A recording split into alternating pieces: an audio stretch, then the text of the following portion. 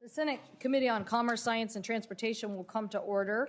We're here this morning to talk about developing next-generation technology for innovation. We're joined by a distinguished panel of manufacturers and people who use this product as a critical part of our supply chain, and we welcome all of them who are with us today.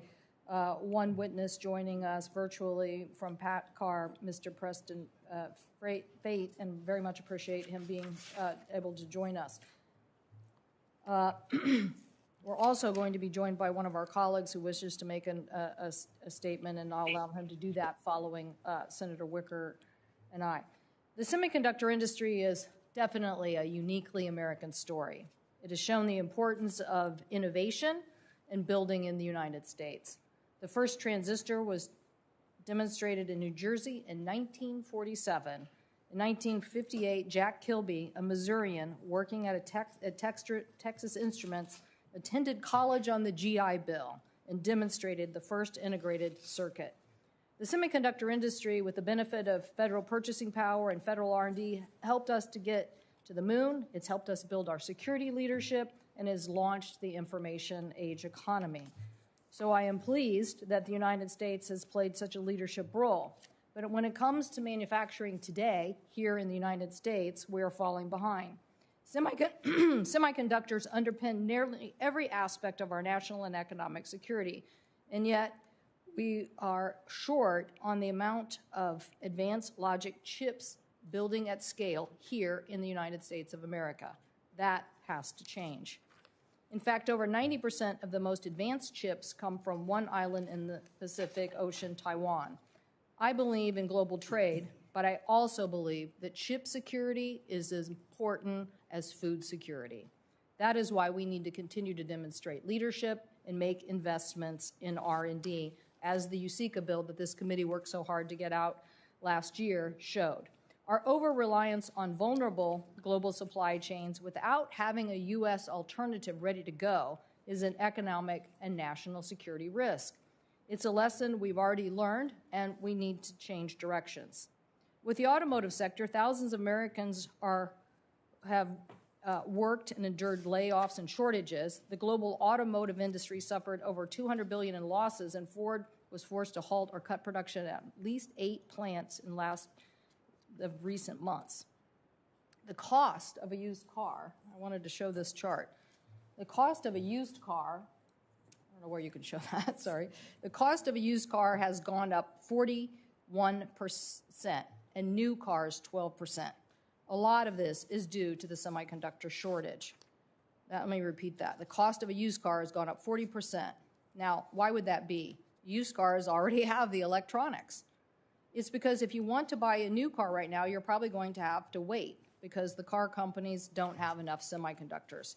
People who can easily afford a new car and need one but can't get one due to the shortage are instead buying the used cars, and that's driving up the price. So anyone knows that the people who can afford to wait the extra 6 months for the new car probably aren't the people who are really feeling the pain. It's the person whose radiator blew out last week and just needs anything on 4 wheels to get them to their job. And that's basic used car that might have gone up $5,000 in cost, an additional 41%. And an extra $2,000, taking that to $7,000, is just a trip the family doesn't get to take, or maybe next month's rent that can't get paid. So the impacts of this are really affecting American consumers. Our national security front, Europol, just reported this month that counterfeiters are trying to exploit the semiconductor shortage by introducing fake chips into the market, raising the chances that critical infrastructure and defense systems could be compromised. The shortage is also a setback for our efforts to remove foreign telecommunication electronics that could be compromised by backdoors from other governments. According to the telecommunications industry, wait times for some networking equipment is now 50 weeks. The cost of some networking equipment has risen 12%, and price gouges are selling chips for 100 times their regular price. That is no way to build out the access to our broadband. In addition, we know that relying heavily on one country and largely one company creates a lot of targets for hackers. 18 months ago, security researchers found hacking campaigns that compromised at least 7 Taiwanese chip manufacturers to steal semiconductor chip designs. All of these are reasons why we need to get USICA done and make sure that we get to conference with our colleagues. These bills have a $2 billion investment specifically for our Department of Defense to secure the microelectronic supply chain required for our national security missions. The shortages that we have today, if we don't address them, are going to continue well into the future. That is because the world needs 1 trillion chips to be produced. Actually, that was in 2018.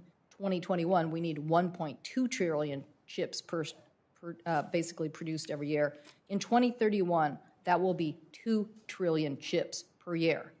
So our current foundries are already working overtime.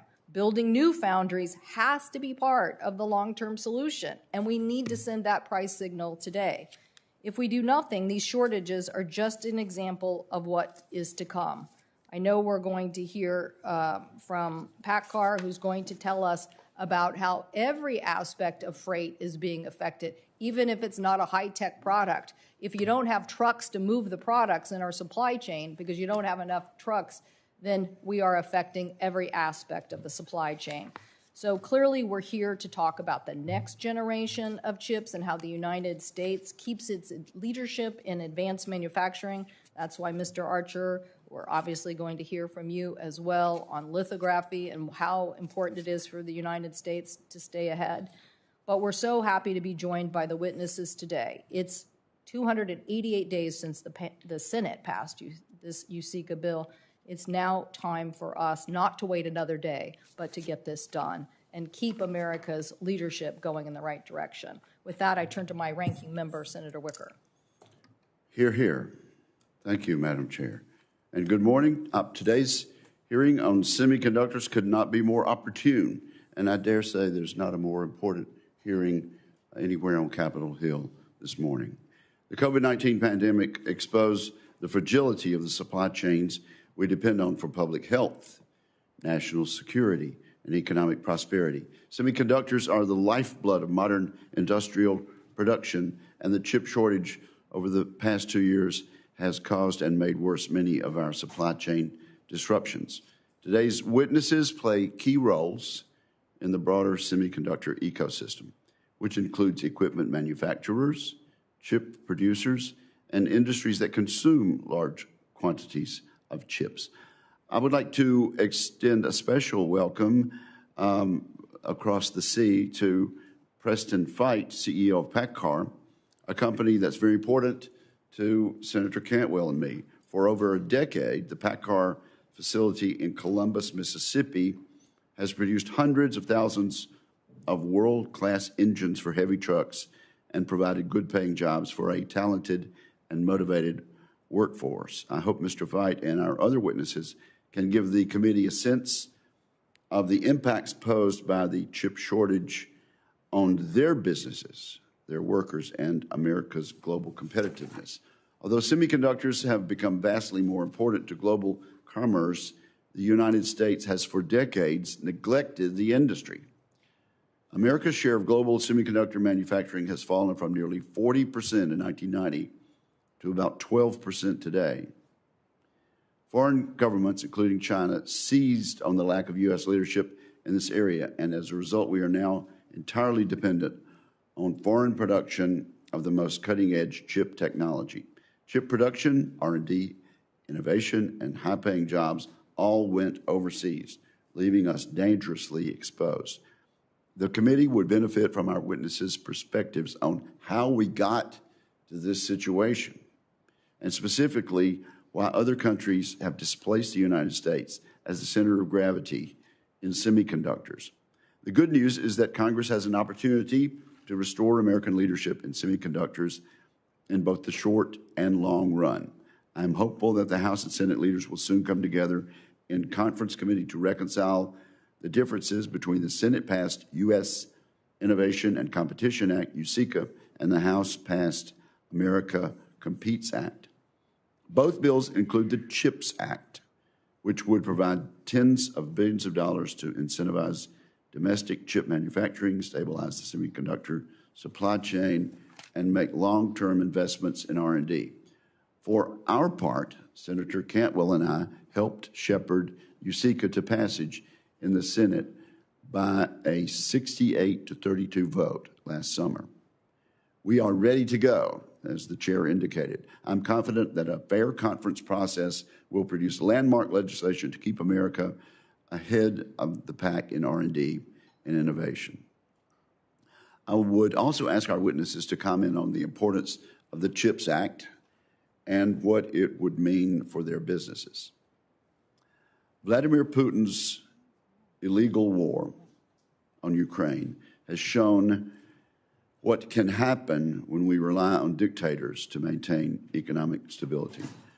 Russia's criminal war of aggression has exposed long-term dependencies and sent the prices for gas, wheat, and industrial metals soaring.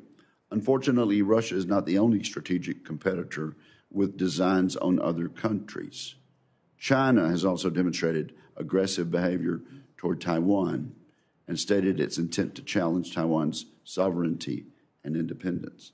Taiwan now accounts for 92% of the world's most advanced semiconductor manufacturing capacity. Think of the consequences if China were to invade our Taiwanese partner. Let us keep that scenario in mind as Congress continues its critical work of restoring American leadership in this vital industry. Thank you, Senator Cantwell.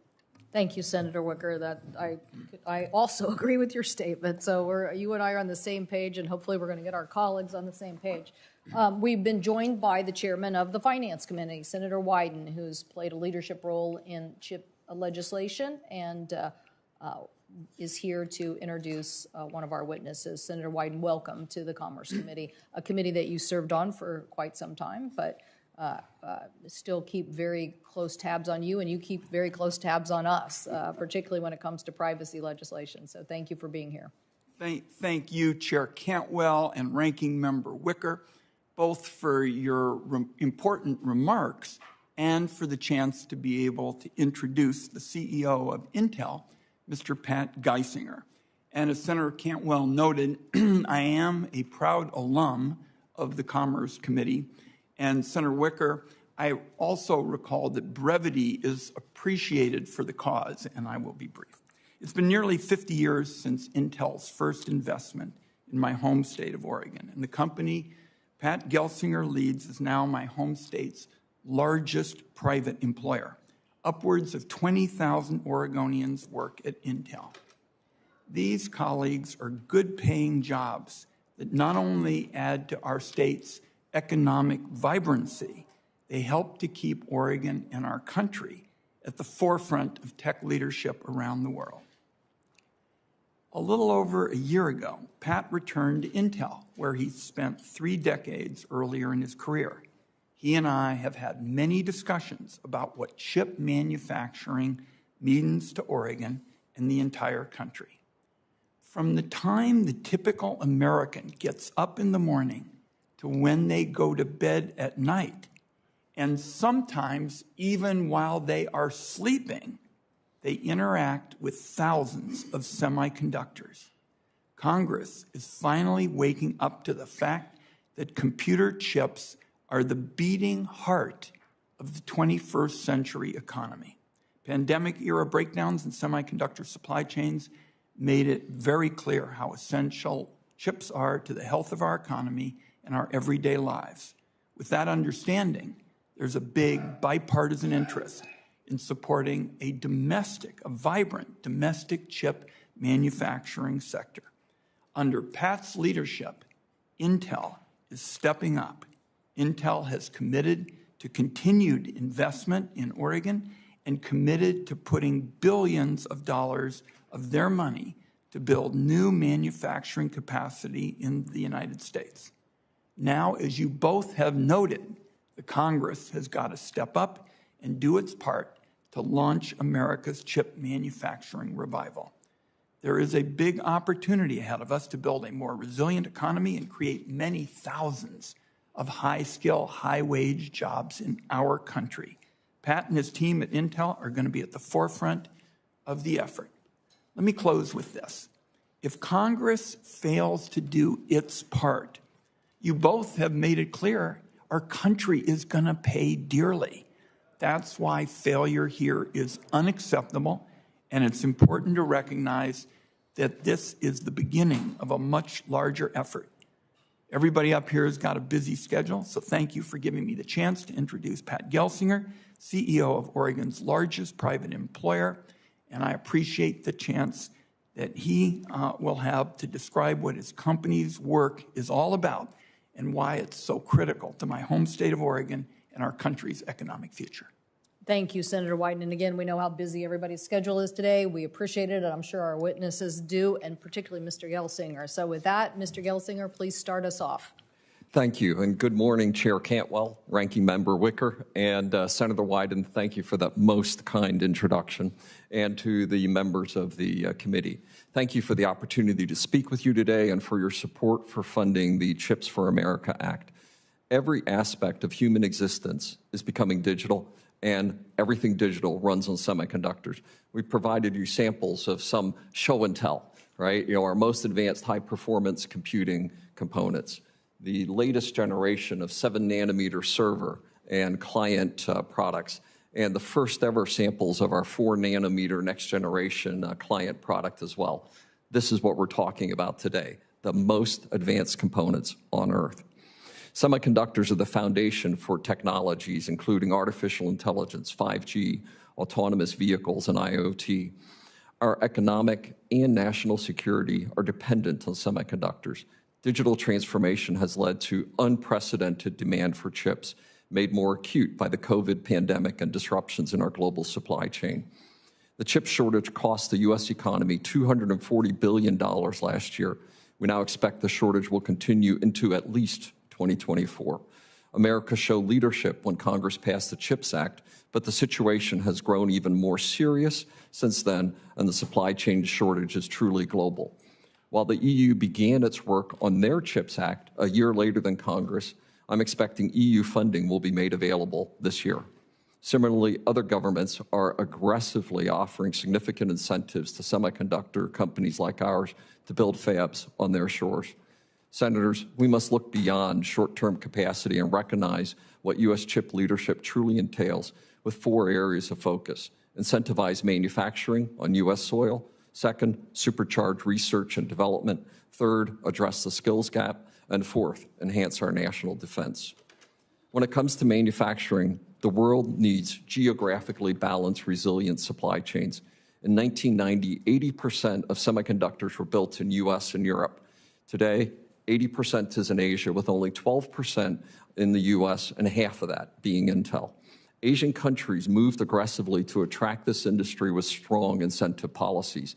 As a result, the operating cost to manufacture in East Asia is 30 to 50% cheaper compared to the U.S. This is particularly significant for an investment of this scale. A modern, advanced semiconductor fab costs $10 billion to build and equip. Global semiconductor demand is projected to double by the end of the decade to $1 trillion. Currently, only the United States, South Korea, and Taiwan can manufacture the leading-edge chips that power everything from your computer to the Joint Strike Fighter. For our entire 53-year history as a company, we have performed the majority of our R&D and manufacturing in the U.S. We have put our chips on the table to help the U.S. regain process technology and manufacturing leadership. In the last year alone, Intel has announced over $43 billion of U.S. manufacturing investments with expansions in New Mexico, 2 new fabs in Arizona, and our landmark Ohio investment. Our initial hub in Ohio will establish the first advanced semiconductor in the Midwest. From the company that helped create Silicon Valley, we're now creating the Silicon Heartland. At full build-out, assuming we receive support from the CHIPS Act, the total investment from the site could grow to as much as $100 billion over the next decade. We have also thrown our factory doors open wide to provide capacity for U.S. and global foundry companies. We seek to rebuild the entire supply chain on U.S. soil. Intel is one of the world's top R&D spenders. In 2021, we invested more than $15 billion in R&D. Intel strongly supports the creation of the National Semiconductor Technology Center, or NSTC, and the National Advanced Packaging Manufacturing Program through the CHIPS Act. I also implore Congress to restore the ability to fully deduct R&D expenses, a policy that has been in place for decades. These research partnerships and a restored R&D deduction will continue to drive a lab-to-fab pipeline. Our workforce consists of well-paying jobs across the spectrum of construction, skilled manufacturing, and research. Increasing access to STEM education is essential for building a talented, diverse pipeline of future technologists. Intel detailed just last week our plans to invest $100 million over the next decade in partnership with community colleges, universities, and the U.S. NSF. Lastly, building up of U.S. commercial capacity is essential for defense and national security. We seek to have vibrant, world-leading commercial capacity that can be leveraged for the additional requirements of defense and intelligence. Further, we encourage a strong and increasing partnership with the EU to meet our mutual global needs. Almost all of the critical technologies in semiconductor equipment and manufacturing are in the U.S. or in the EU. I want to thank you for this opportunity to testify today for the committee's support of the CHIPS Act. We are slated to break ground in Ohio this year. I challenge Congress to find a path forward on CHIPS Act funding before then. I want to go bigger and faster. Thank you very much. Look forward to your questions. Thank you, Mr. Gelsinger. Thank you so much for that testimony, and hopefully we'll get to the questions and we can go drilled in on some of this technology and why it's so important in its application. Mr. Mehrotra, thank you so much for being here. We appreciate that Micron is a Pacific Northwest business, even though you're located in 7 different states. And I know you've been CEO since 2017 and award winner of IEEE awards for distinguished contributions for your technology. So welcome. Thank you for being here. Thank you. Chair Cantwell, Ranking Member Wicker, and members of the committee. I'm honored to appear before you to discuss the semiconductor industry and its importance in helping the United States maintain global... Sorry. So let me start over again. Chair Cantwell, Ranking Member Wicker, and members of the committee, I'm honored to appear before you to discuss the semiconductor industry and its importance in helping the United States maintain global competitiveness and secure a leadership role in semiconductor manufacturing and critical future innovation and technology. I commend this committee for its leadership on these important issues. With your permission, I will submit my full statement for the record. Escalating geopolitical risks have highlighted the urgency to reconcile and pass an innovation and competition bill that includes full funding for the CHIPS Act and the Investment Tax Credit, part of the Bipartisan FABS Act. These 2 incentives together would invigorate domestic manufacturing in the semiconductor industry and allow companies to invest with confidence for the future. Together, these developments will kickstart investment in workforce development, R&D, innovation, and expansion of manufacturing in the near term. Memory is at the leading edge of semiconductor manufacturing technology, and Micron is leading the world in this technology. We are proud of the almost 50,000 patents that we hold as a company. Memory chips can be found anywhere that data is stored or processed: cell phones, automobiles, computers, defense systems, and memory is truly foundational for all future technological innovation and development. Micron is the only company developing leading-edge memory and storage technology in the U.S., with operations in 9 different states. We are headquartered in Boise, Idaho, with 43,000 team members worldwide. Nearly 10,000 of our employees are U.S.-based. We also recently opened an advanced memory design center in Atlanta, Georgia, our first location in the Southeast, giving us access to outstanding and diverse STEM talent. I hope to leave you with one key takeaway today. The U.S. government needs to level the playing field and create incentives to support investment in domestic semiconductor manufacturing facilities. Nearly every other country that has a significant share of semiconductor manufacturing offers major government incentives, including grants and tax breaks. Our federal government does not. Funding under the CHIPS Act and a refundable investment tax credit are both needed to ensure the development and continued visibility of a scaled-up industrial base and to guarantee the domestic supply of semiconductors, both leading-edge and legacy chips, into the future. I want to emphasize that the CHIPS legislation is necessary but not sufficient. The refundable investment tax credit is equally important to enable confident long-term investments in significant manufacturing infrastructure. Micron has announced plans to invest more than $150 billion globally over the next decade in leading-edge memory manufacturing and research and development. We continue to explore plans to build new fabs in the United States. Our expansion plans, if executed, would constitute one of the largest single semiconductor investment in the history of the United States, require close coordination with federal and state partners to ensure the economic viability of our operations in a global competitive marketplace. However, to be commercially viable over the long term, memory and storage fabs must produce at very high volumes consistently.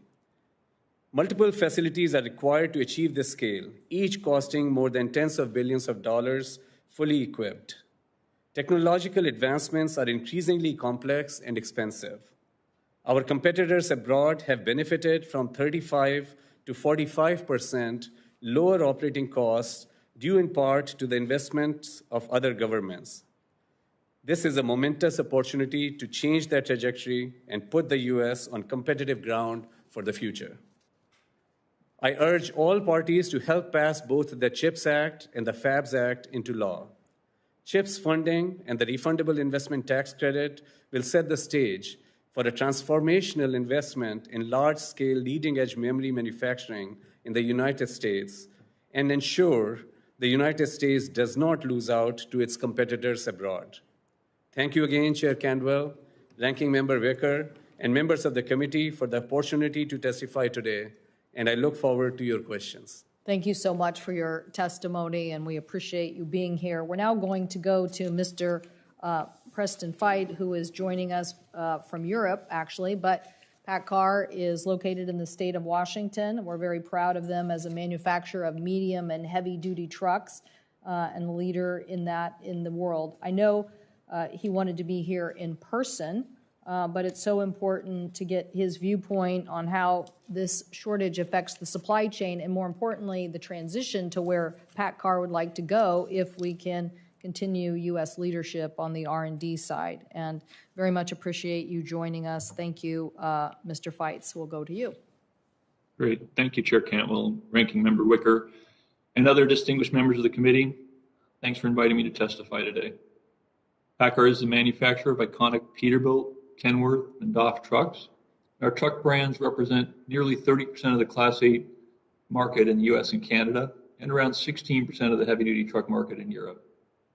PACCAR was founded in 1905 and is an American-owned manufacturer of heavy trucks. We're headquartered in Washington State, and our great people operate state-of-the-art factories that build Kenworth trucks in Washington State and Ohio, Peterbilt trucks in Texas, and PACCAR engines, as noted earlier, in Mississippi. PACCAR also has engineering and innovation centers in Washington State, Texas, and California, and that's where we develop our technology-leading zero-emissions, autonomous, and connected vehicles. Thanks for your bipartisan work to address the semiconductor supply shortage. The chip shortage has been limiting the production of commercial trucks for a year now. This has led to a shortage of trucks to move goods throughout the country, distributed supply chains across numerous industries, raised prices for consumers, and delayed access to critical goods and services for businesses and communities. Over 70% of all freight tonnage that moves in America is transported on a truck. Over 80% of U.S. communities depend exclusively on trucks to deliver food and agricultural products, fuel and medicine, manufacturing inputs, business supplies, and consumer goods from groceries to automobiles.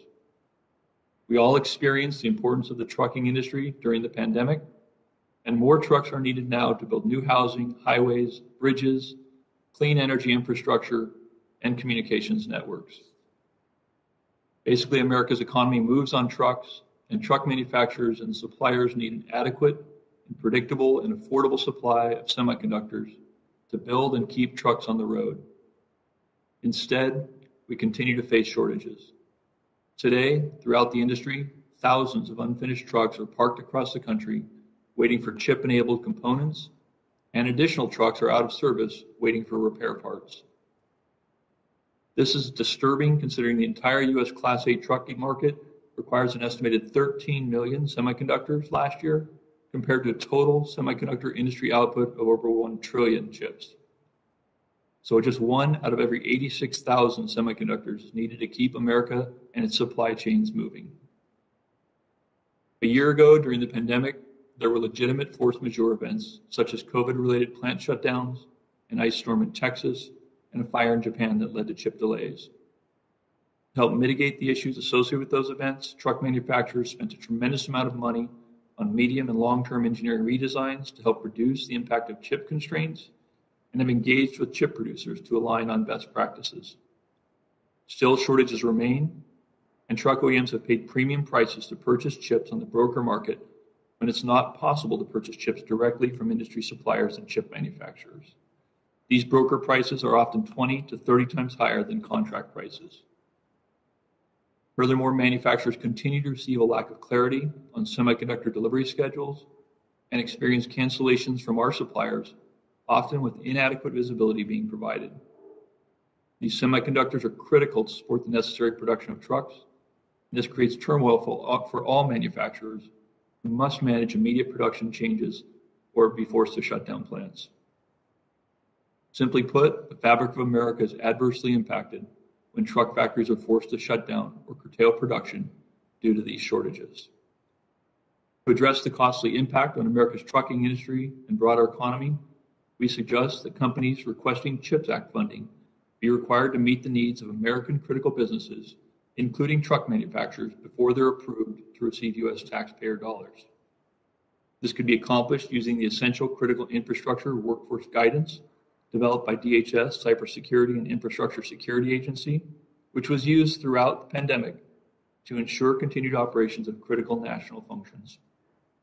We're concerned that without upfront conditions on the use of CHIPS Act funding, the ongoing chip supply constraints and allocations could limit trucks from delivering essential goods and services to our communities. To ensure the accountability of this public funding and provide near-term relief to America's trucking industry and supply chains, we recommend that applicants for CHIPS Act funding be required to submit a plan to the Commerce Department detailing how their existing semiconductor allocation strategy and investment decisions are currently and will in the future prioritize the production of semiconductors to support critical infrastructure industries and related jobs in the United States. Thank you again for the opportunity to share our experience and perspective and for your efforts to strengthen America's economic competitiveness. We look forward to your questions. Thank you, Mr. Feight, and thank you for that suggestion on focusing on critical businesses. I think it is really important in a time of shortage for us to be very specific about what our needs are and how we accomplish them. So thank you for that. And again, I don't know what time it is in Europe, but we appreciate you communicating with us here.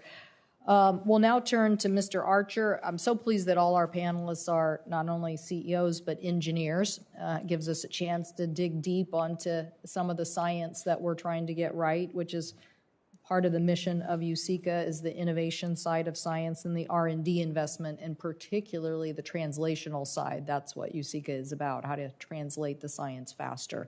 So, Mr. Archer, your company, we can't just build fabs. We have to have the equipment and the tools in the fabs that do the work that help us keep our cutting edge. You bring together physics, and you're a physicist, so materials, robotics, and other fields that we need to be leading edge in the United States in manufacturing. So we look forward to hearing your view on this part of the infrastructure that we need. Thank you for being here. Thank you. And Madam Chair, Ranking Member, and members of the committee, thank you for the opportunity to appear before you today. I'm Tim Archer, President and CEO of Lam Research, one of the world's largest semiconductor manufacturing equipment companies. Simply put, Lam Research makes the machines that make the chips. Headquartered in California, we have more than 16,000 employees worldwide. We are a world leader in developing state-of-the-art manufacturing equipment that brings together diverse disciplines such as plasma physics, material science, advanced robotics, and artificial intelligence to create nanoscale semiconductor fabrication solutions. The complex machines we develop enable companies like Intel and Micron to produce their sophisticated integrated chips in high volume. I would like to thank you and others in Congress for the vision you have shown towards addressing both the challenges and opportunities facing the U.S. semiconductor industry. While recent events like the chip shortage have put a spotlight on the challenges, I would like to stress that U.S. leadership in semiconductor manufacturing technology is strong.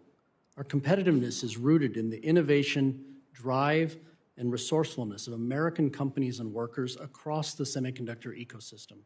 And I am proud of the role that Lam Research and our employees have played for more than 4 decades in setting the pace for innovation and in maintaining U.S. leadership in the global market. Today, semiconductors form the foundation of our smarter, faster, and more connected digital world. I believe it is vital that we create a secure and resilient supply of semiconductors while also accelerating innovation ahead of the rapidly evolving technological complexity. Congress recognized the importance of both supply and innovation and is taking bold steps to strengthen the semiconductor ecosystem through the CHIPS Act, which will fortify our supply chain, workforce, and domestic research and development. I believe this partnership of industry and government will contribute to U.S. leadership in semiconductor technology well into the future. As you continue to work on these efforts, I would highlight 3 areas that could benefit from your continued consideration. First, an all-of-ecosystem approach. The chip shortage we're experiencing highlights the complex and interdependent nature of the semiconductor ecosystem and the need for sustained investment by companies throughout the supply chain. Lam Research has increased our workforce in the United States by over 45% in the past 2 years alone, adding more than 3,500 jobs, including high-paying engineering and advanced manufacturing jobs at our facilities in California, Oregon, and Ohio. However, we also rely on hundreds of American suppliers, many of whom are struggling to keep up with the rapid pace of growth while dealing with the lingering effects of the pandemic and a tight labor market. We are grateful policymakers recognize these challenges and intend to support the industry comprehensively through the Commerce Department's grant program established in the CHIPS Act, as well as through important R&D programs like the Investment Tax Credit found in the FABS Act.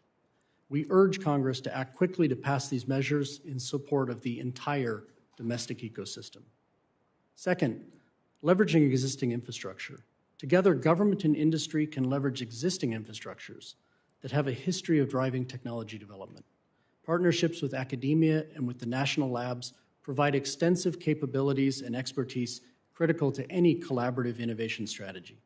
In our area, plasma research is particularly key to the future of semiconductor tool development.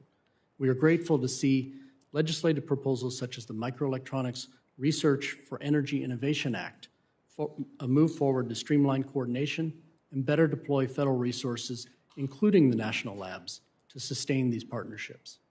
And finally, enabling shared innovation. There is an outstanding opportunity to strengthen U.S. competitiveness by bringing together industry, government, academia, and the national labs in a centralized and collaborative space to enable shared innovation. The establishment of the National Semiconductor Technology Center, NSTC, will provide a new pathway to sustaining U.S. technology leadership by creating opportunities to explore new ideas and quickly transition breakthrough technologies to the production line. So in closing, we believe it is vital that we prioritize innovation, competitiveness, collaboration, and supply chain security to maintain U.S. leadership in this critical global industry. Thank you, and I look forward to your questions. Thank you, Mr. Archer. Thank you so much for that. I love the collaboration focus, particularly because I heard a TED talk about this, that collaboration is the next form of innovation, because you can have the innovation, but if you don't collaborate to get it in, to implement it, then you don't have it. So around here, we have to be more collaborative for sure. So I'm going to yield to my colleague for the first round of questions, and then let our colleagues who might be joining us remotely, that we would then go to Senator Klobuchar and then Senator Thune, and then I'll jump in later with my questions, but I'll turn to Senator Wicker. Well, Madam Chair, feel free to jump in at any point because I think you and I are teammates on this. Let me start with Mr. Gelsinger. America's share of global semiconductor manufacturing is 12% today. Where's the other 88%? Let's just sort of summarize what we've learned so far. And I think you have to press the button. Thank you. The largest portion is in Asia, right, led by Taiwan, Korea, China, and Japan. So approximately 80% is in Asia, and about 9% in Europe, and about 12% in the U.S. Okay. And the reason for that, we've gone from 40% in 1990 to 12% today. It's just more cost effective for companies to manufacture the semiconductors in those Asian locations. Is that correct? I believe there are primarily two effects. One is the Asians aggressively pursued this industry with very strong policies and high incentives. It was also much financial incentives provided by governments. Primarily. Like what do they do in Taiwan and China? The incentives, typically could be 30 to as much as even 70% for some of the capital incentives in China. So very strong capital incentives have been available, and those countries have recently announced major expansions of those programs. For instance, Korea just announced a $100 billion capital incentive program for their semiconductor industry. And then that's one factor. Yeah. The government incentives. And then additionally, many of the lower end supply chains were already in Asia. And so it's a consolidation of the supply chain. So it ends up being a more efficient overall supply chain that they've built up. For example? For example, power supplies, sheet metal enclosures, displays. They've consolidated, and a lot of this in China specifically around the supply chain consolidation that's occurred there. So more efficient supply chains, all focused on cost. And as we say, the focus has been on cost, not on resilience. We believe we need a globally balanced, more resilient supply chain for the future. And what we're suggesting in the CHIPS Act essentially is rebalancing that 30 to 50% gap that we spoke about, allowing the U.S. industry to be competitive as we compete for the global market. And labor costs are part of this. The labor costs certainly are a factor, but for fabs, it is primarily capital cost, right? As the largest portion, the depreciation of capital cost dominates the overall cost. Labor costs play larger portions in other areas of the supply chain. Mr. Mehrotra, you want to add anything to this line of questioning? I would just add, thank you. I would just add that today in the U.S., there is 2% of the semiconductor memory manufacturing. 98% of the semiconductor memory manufacturing is in Asia today for the very reasons that Pat articulated, that over the course of last 20 years, Asian governments have supported the bringing semiconductor industry onshore in various countries that Pat outlined earlier as well. And the 2% that is being produced here in the U.S. actually is being produced by Micron, close by in Manassas, Virginia. And of course, we have leading edge R&D center in Boise as well. It is imperative that the 35 to 45% cost difference that exists for manufacturing in Asia to build and operate these leading edge fabs, that gap is overcome through CHIPS Act and investment tax credits in order to be able to bring more manufacturing back onshore and really provide sustainable, long-term, resilient operations. And again, memory is important because memory represents nearly 60% of wafer production worldwide in semiconductors. We need to bring more memory production in the U.S. along with the rest of the semiconductor ecosystem advancement in order to really ensure that the economic prosperity and global leadership for semiconductors and national security considerations are met. So it's fair to say that governments in these locations around the world have made a decision to spend government funds to incentivize the production of these chips in their jurisdictions. Yes, that's a good. And if we're going to get them back, we're going to have to do as the CHIPS Act suggests and as USICA suggests, and spend some money, some government money out of the federal treasury through either grants, loans, or tax incentives to incentivize manufacturing here in the United States. Yes, we would say that's a very good summary. And I'd also emphasize that we've seen recently that the world is recognizing the criticality of the semiconductor industry, and we've seen actions as part of the Europeans, Indians, Chinese, Koreans, and Taiwans very recently to further incentivize these industries on their shores. So the criticality and the urgency, as we've said, is nigh before us. The world is moving quickly on the importance of this industry on their soil. Senator Johnson, you're next, but I'm going to take some leeway to ask Mr. Feight, are we ready in the United States with a workforce trained well enough for getting this global percentage back from 12% up to where it ought to be? And what do we need to do in that regard? Well, Senator Wicker, I think, from our experience with the U.S. workforce, which is extensive over 100 years, we have an amazing workforce. We have great people in all of our locations that have high skills, whether that's in the Silicon Valley offices we have in California or whether that's in Mississippi. So yes, we have great workforce, but obviously training is needed on the specific skills for these industries as we develop them here.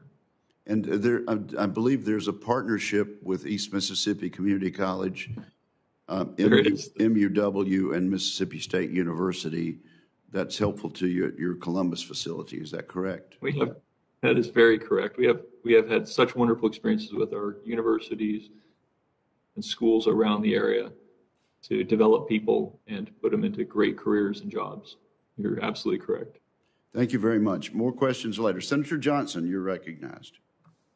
Thank you, Mr. Chairman. Mr. Gelsinger. So again, these are interesting statistics. Only 12% of chip manufacturing here in the U.S., primarily because other countries have provided industrial policy, basically, and they provided financial incentives for your industry to move overseas.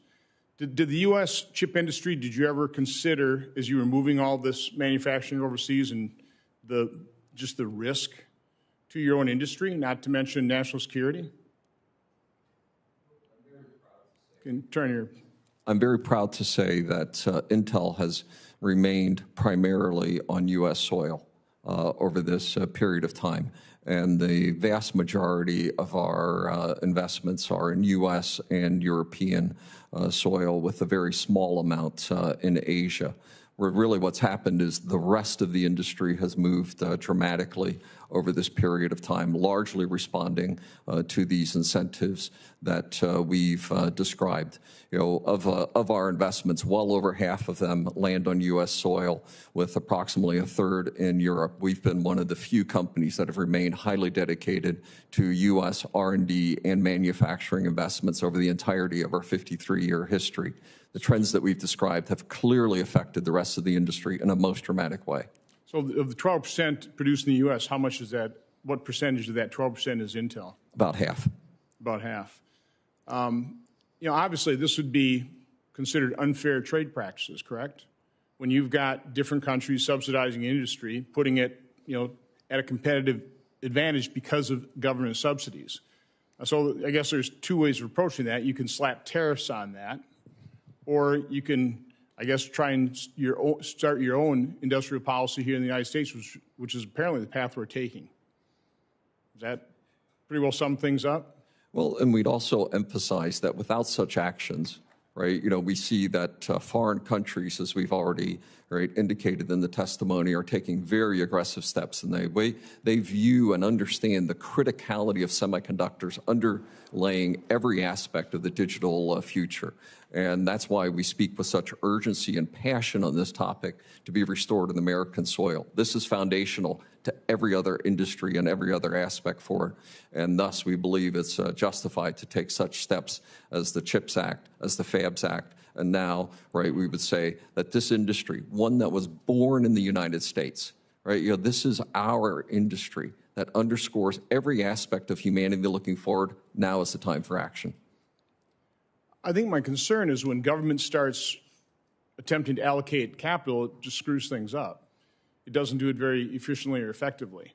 So again, I'm concerned as opposed to pushing the unfair trade practice route, going that route, to just, well, let's join in. Let's engage in the same type of activity. Ends up with a misallocation of capital. Are you concerned about that?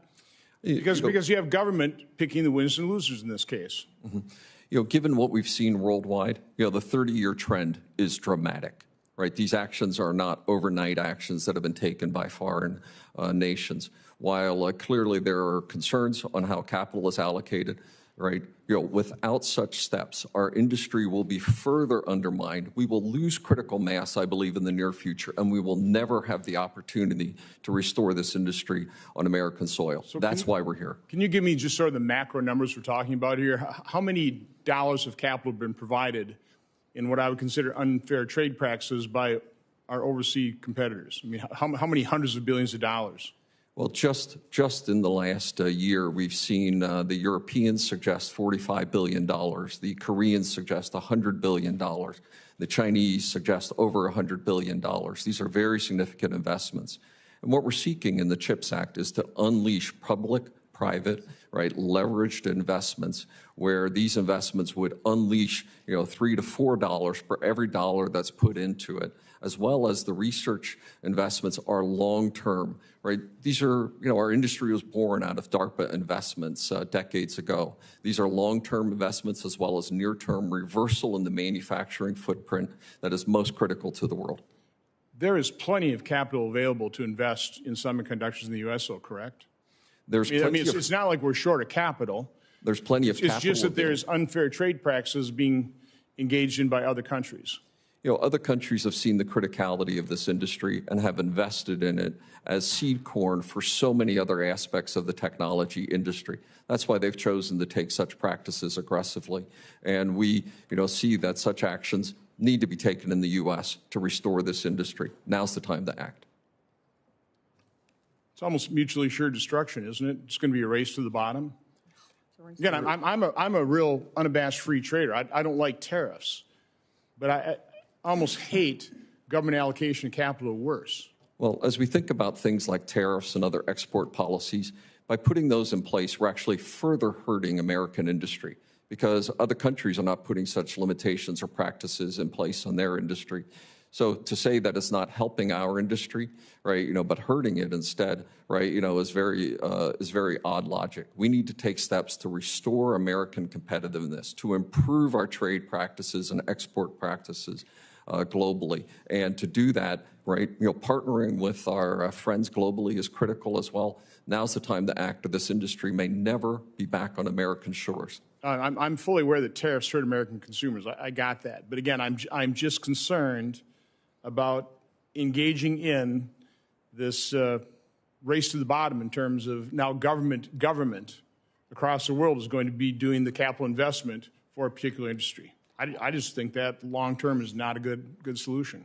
Thank you, Senator. I'm going to go next, but Senator Wicker wanted to make a quick comment. Just to follow up on something you said, Mr. Gelsinger, in response to a question Senator Johnson raised, when was the significant DARPA investment early on, and to what extent did the government supply funds to get us started there?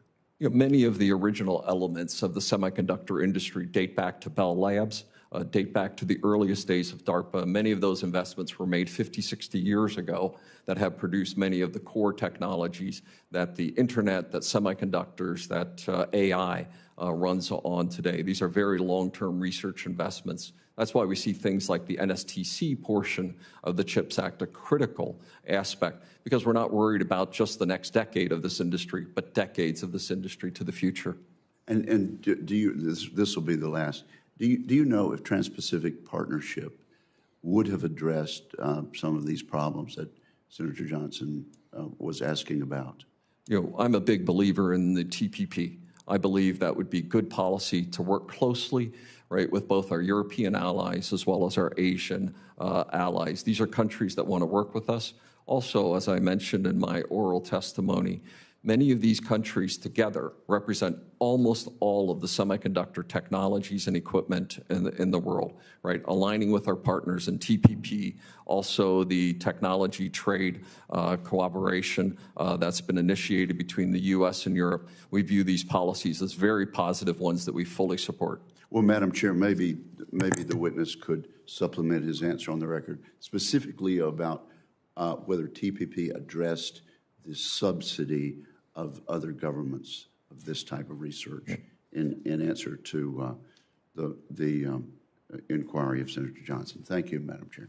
Thank you, Senator Wicker. And I'm going to take my round now. I know we have other members who are waiting, and hopefully we will get to them. And then if people want a second round, we'll be here as long as people want to be. I would like to, well, first I'd like to say, you know, we had the same debate when we were talking about what happened with COVID in the airlines, and we're about to issue a report showing that the investment the government made and made quickly actually is going to pay the government back into the investment. So it was a COVID pandemic, and we had to make decisions about whether to keep a workforce and keep them running, and the U.S. approach to that worked. So here, it's kind of, all of you have touched on this in so many different ways. It is about future investment. That's why this hearing is about the advancement of next generation chips. It is about how does the United States keep its leadership in that.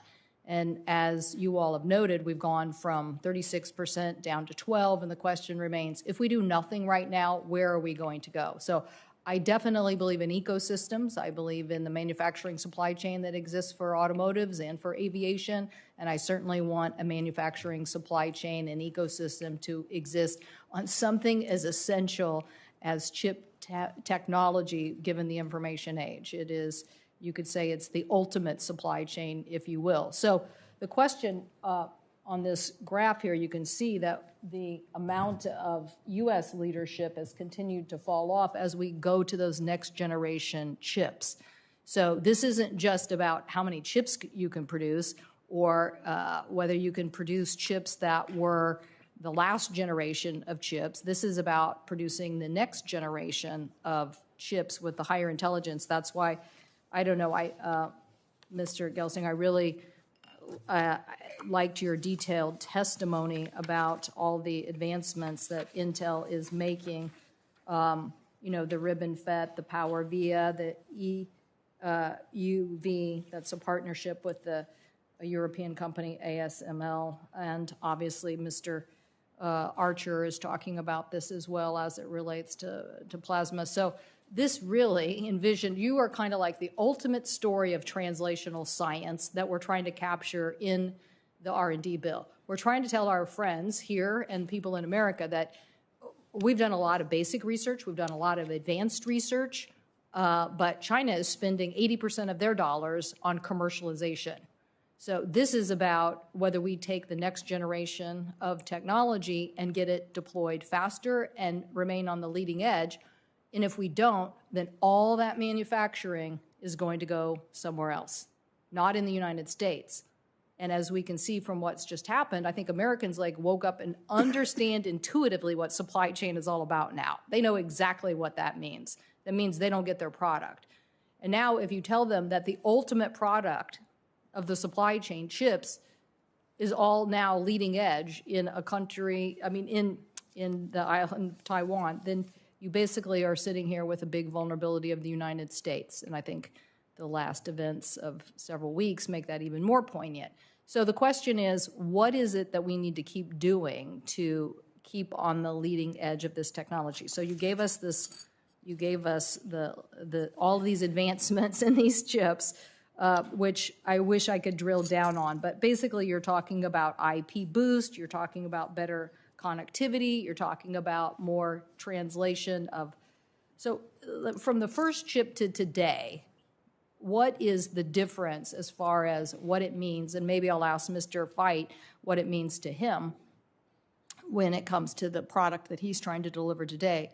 But could you just give us, Mr. Gelsinger or Mr. Mehrotra, what kind of, what are we talking about as far as advancements of chip capability? I mean, I believe in Moore's Law, but help people understand here. The first chip did X, and now here's where we are with this level of advancement.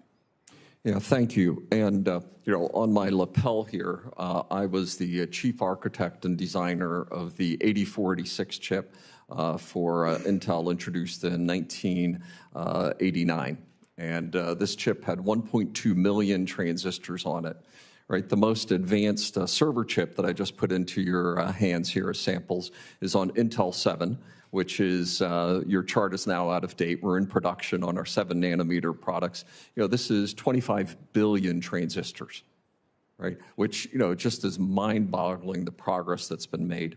And as we think about application usages like in autonomous vehicles, the most advanced AI applications, right, vision detection and being predictive management of driving, the most advanced mRNA sequencing capabilities, speech recognition capabilities, the AI applications across numerous industries, 5 and 6G connectivity. All of these depend on the most advanced technologies available. They need the highest performance computing at the lowest power capabilities to process these most advanced algorithms. We predict that by the end of the decade, we will have our first trillion transistor chip. Right? And those kind of capabilities are for many of the immersive experiences of the future that will define the future competitiveness of industries globally. Mr. Feight, what do you need, Mr. Feight, from them? What do you need them to keep doing that as it relates to next generation technology for your trucks and efficiencies?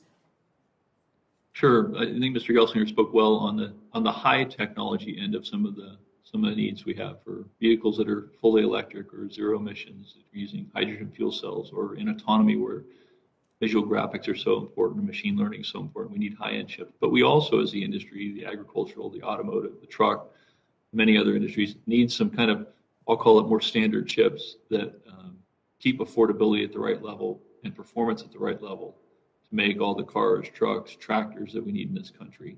And so they shouldn't be left behind in that thinking. It can't have a life cycle of 2 to 3 years. Otherwise, the cost of products will go up incredibly if we're forced to redesign cars, trucks, and tractors, medical equipment that quickly. So it's kind of a both and, Senator Cantwell. Yeah. Thank you so much. My time has expired, but I think if Senator Thune isn't available, then I think it's Senator Moran. Thank you, Chairman. Thank you, Ranking Member, and our witnesses today for joining us. According to a report issued by the Semiconductor Industry Association, less than 5% of the global manufacturing share for packaging, assembly, and testing is done onshore in the United States.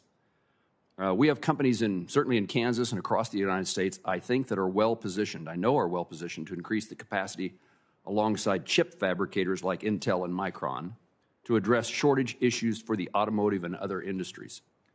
I would ask all three of you, can you comment on the importance of having the CHIP Act investment address the post-fabrication or downstream part of the semiconductor supply chain to reduce the supply chain and security vulnerabilities? Yeah, overall, the indications are exactly as you say, that package assembly test, which is generally more dependent on low labor cost, has even drifted more aggressively to Asia. We believe it's critical to restore the integrity of the entire supply chain, including advanced packaging assembly test on America, or at a minimum in North America. Pieces of the CHIPS Act specifically are designed in this area of advanced packaging capabilities. Our objective would be an entire reshoring of the complete supply chain, not only including package assembly test, but also many of the subcomponents, key minerals, et cetera, all being brought back to U.S. soils. We believe we need a geographically balanced, resilient supply chain for the future, starting with the fabs, the most important thing, but it must also comprehend the entire supply chain. Anyone have anything to add to that? Yes, I would add that, of course, leading-edge investments in leading-edge technology are the most important. Tremendous opportunity to innovate, to differentiate, and to really open up new applications. Of course, priority should be on leading-edge wafer manufacturing as part of CHIPS Act, as well as investment tax credits. Both are essential to ensure America's leadership in semiconductor R&D and manufacturing. But certainly, aspects of advanced packaging should also be emphasized as part of the overall development. I want to highlight here that why investment in leading-edge technology is so important. If we go back to Chair Cantwell's earlier question regarding importance of advancing technology, let me take you back to early 1990s when NAND technology was taken from the labs into high commercial production. Since then, the cost has come down of technology, advancement of technology by more than 10 million times. This is what has unleashed tremendous innovation that memory is today being used in data centers, to smartphones, to PCs, to consumer devices, to electric vehicles in the future, and to continue to unleash innovation, to continue to provide what technology has delivered and how it has become the backbone. Leading edge technology is really, really important. And as part of that, leading edge memory, which is what Micron, as the only company in the US developing and manufacturing semiconductor memory here in the US, it's really important to emphasize this piece as we go forward to bring more leading-edge memory technology onshore. And these investments, with the support from the government and CHIPS and investment tax credits, not only support specific companies and bringing manufacturing onshore, they create tens of thousands of jobs, hundreds of thousands of jobs over a period of time as well. Mr. Mehrotra, thank you. I'm going to try to get a second question in. I heard that before I had to leave for a moment, I heard the importance of research. Where is the funding sources, federal funding sources that seem to be either available or missing? What's the natural kind of opportunity we have to support research in the United States to keep the technology at its latest advancements?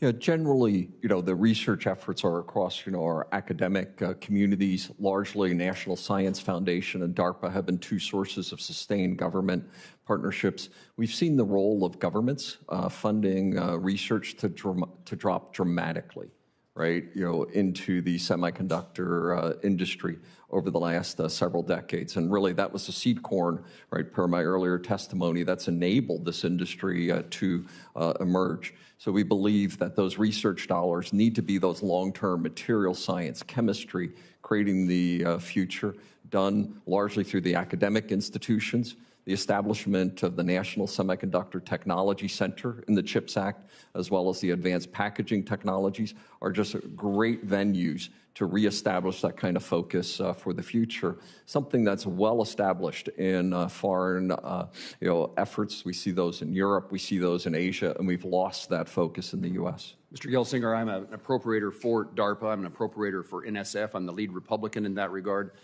These issues matter to me, and just as an opportunity for you and others, we've increased the funding for research. Where it's being spent is not necessarily determined by us, but by those agencies. Yep. But if there's opportunities that I can be of help, that our subcommittee can be of help to attract the attention necessary to the importance of research in this field, please reach out to me. I would cherish the opportunity to spend more time with you on that topic. Thank you. Senator Markey. Thank you, Madam Chair. As we consider the $52 billion in taxpayers' money to subsidize the chip manufacturers, we can't ignore the environmental impact of this manufacturing. We need to obviously have a plan in order to deal with all of those issues so that we are ensuring that we reduce greenhouse gases, that we reduce carbon in the atmosphere. So my question would be, I know that Lam Research has committed to carbon neutrality by 2050. That's an important step, but it's not enough. You must get to net zero across all greenhouse gas emissions. And to the other witnesses, will you commit that your companies will reach net zero by 2050? Mr. Gelsinger. Yeah, we will be shortly describing a detailed plan to accomplish net zero by 2040. And we're laying out a more aggressive plan to, be RE100 in 2030, net zero by 2040. We've also been widely recognized. Is that all greenhouse gases? Yes. Okay. Yeah. And we've also been widely recognized as a company for our leadership work in areas like water reclamation, minimizing of hazardous gas and chemicals, as well as our overall efforts in sustainability, something we've received numerous awards for on a yearly basis now for many decades. Great. So next, sir. Micron has a strong program and emphasis. Will you make that commitment? Will you make a commitment to reduce down to zero greenhouse gas emissions? In the long term, we absolutely will be getting in the long term is which year? We have a program in place regarding and investments being made. No, but which year are you? We will soon be announcing that. We have not yet laid out the year, but we are making strong progress with respect to greenhouse gas reductions, waste management, right, water recycling, as well as renewable energy usage. Right, which is admirable, but we need dates, we need commitments, and we are absolutely if Intel can make these promises, we expect you to make the same promises. Absolutely. I just want to say that to you, and we're going to hold you to it, and you'll hear from us if you don't do that. This is a bargain. Okay, we can do both at the same time. We can compete on the one end and also show the rest of the world that you can reduce greenhouse gases. Senator Markey, I just want them to produce enough chips so we can electrify all our transportation sector right now is what I would hope. But I do agree, hold some goals out here. That's great. Right. Well, they should be the model. Okay, we can't expect the rest of the economy to be efficient if the industry that prides itself on providing the technology to make us efficient cannot do it. Okay, so they should be able to square that up in terms of their own corporate agenda. And on to water usage, the production of semiconductors requires millions of gallons of water per day.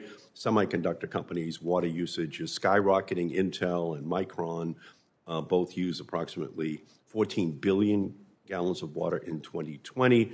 Chip manufacturers must work to restore water to their local water systems so that they are replacing the water they use with an equal amount of clean water.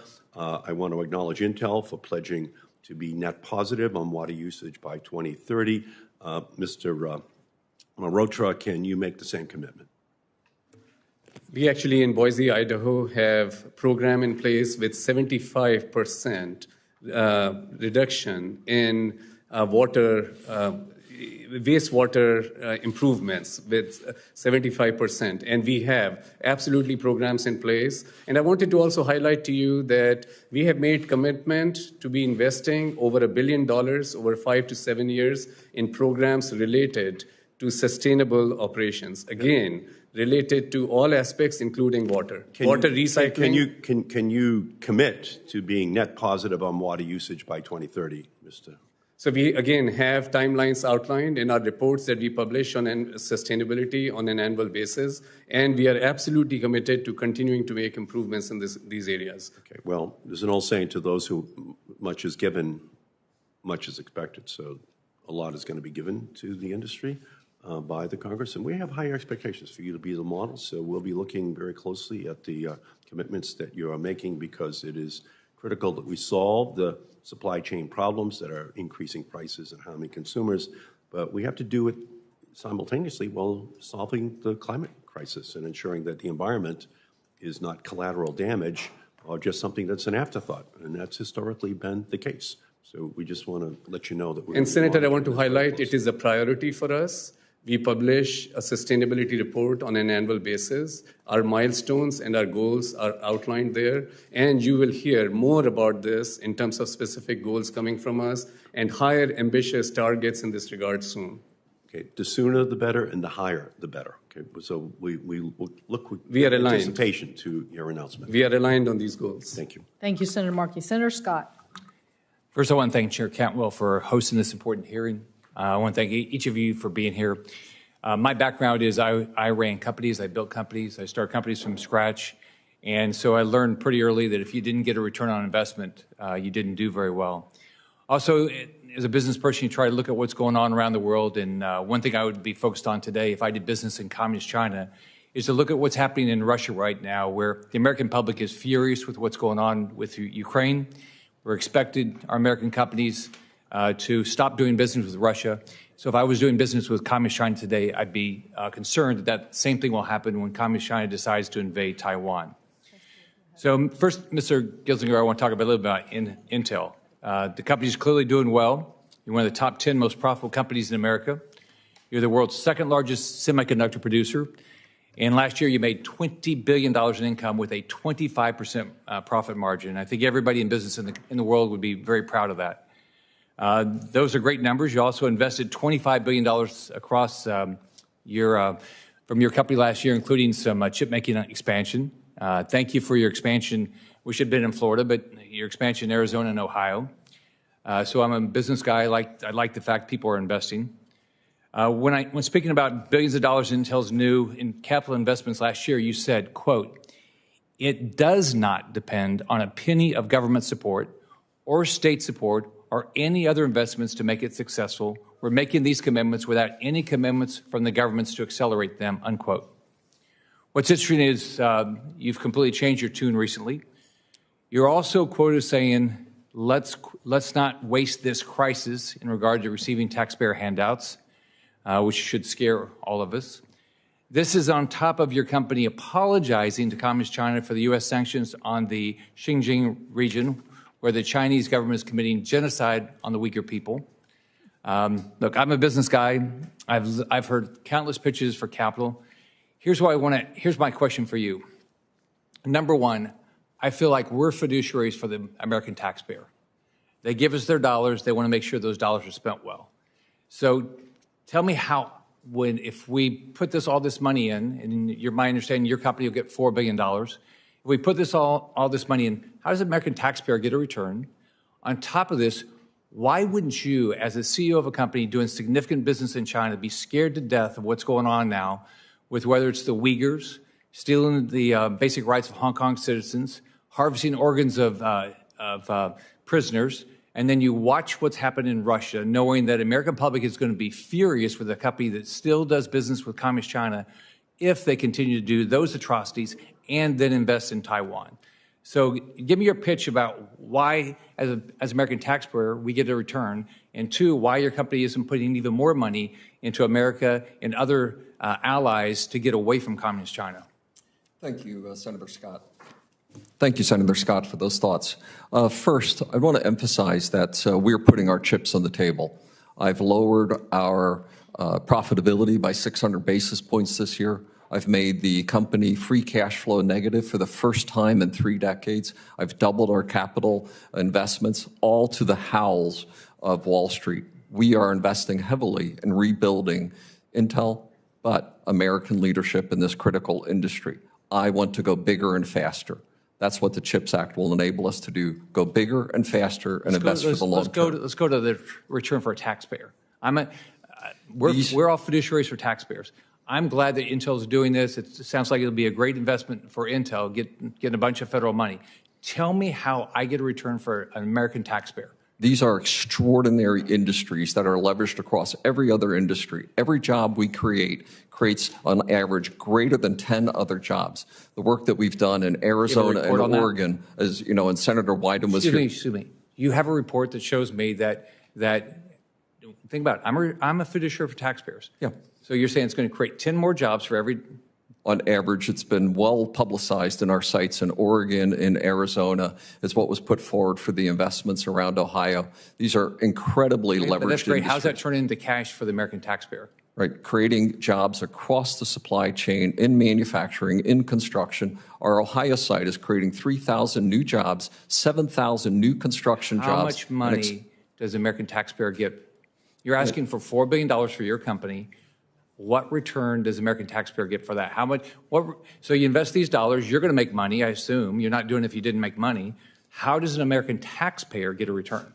These jobs would drift to other areas. We want them on American soil. They create jobs that are tax-paying great jobs.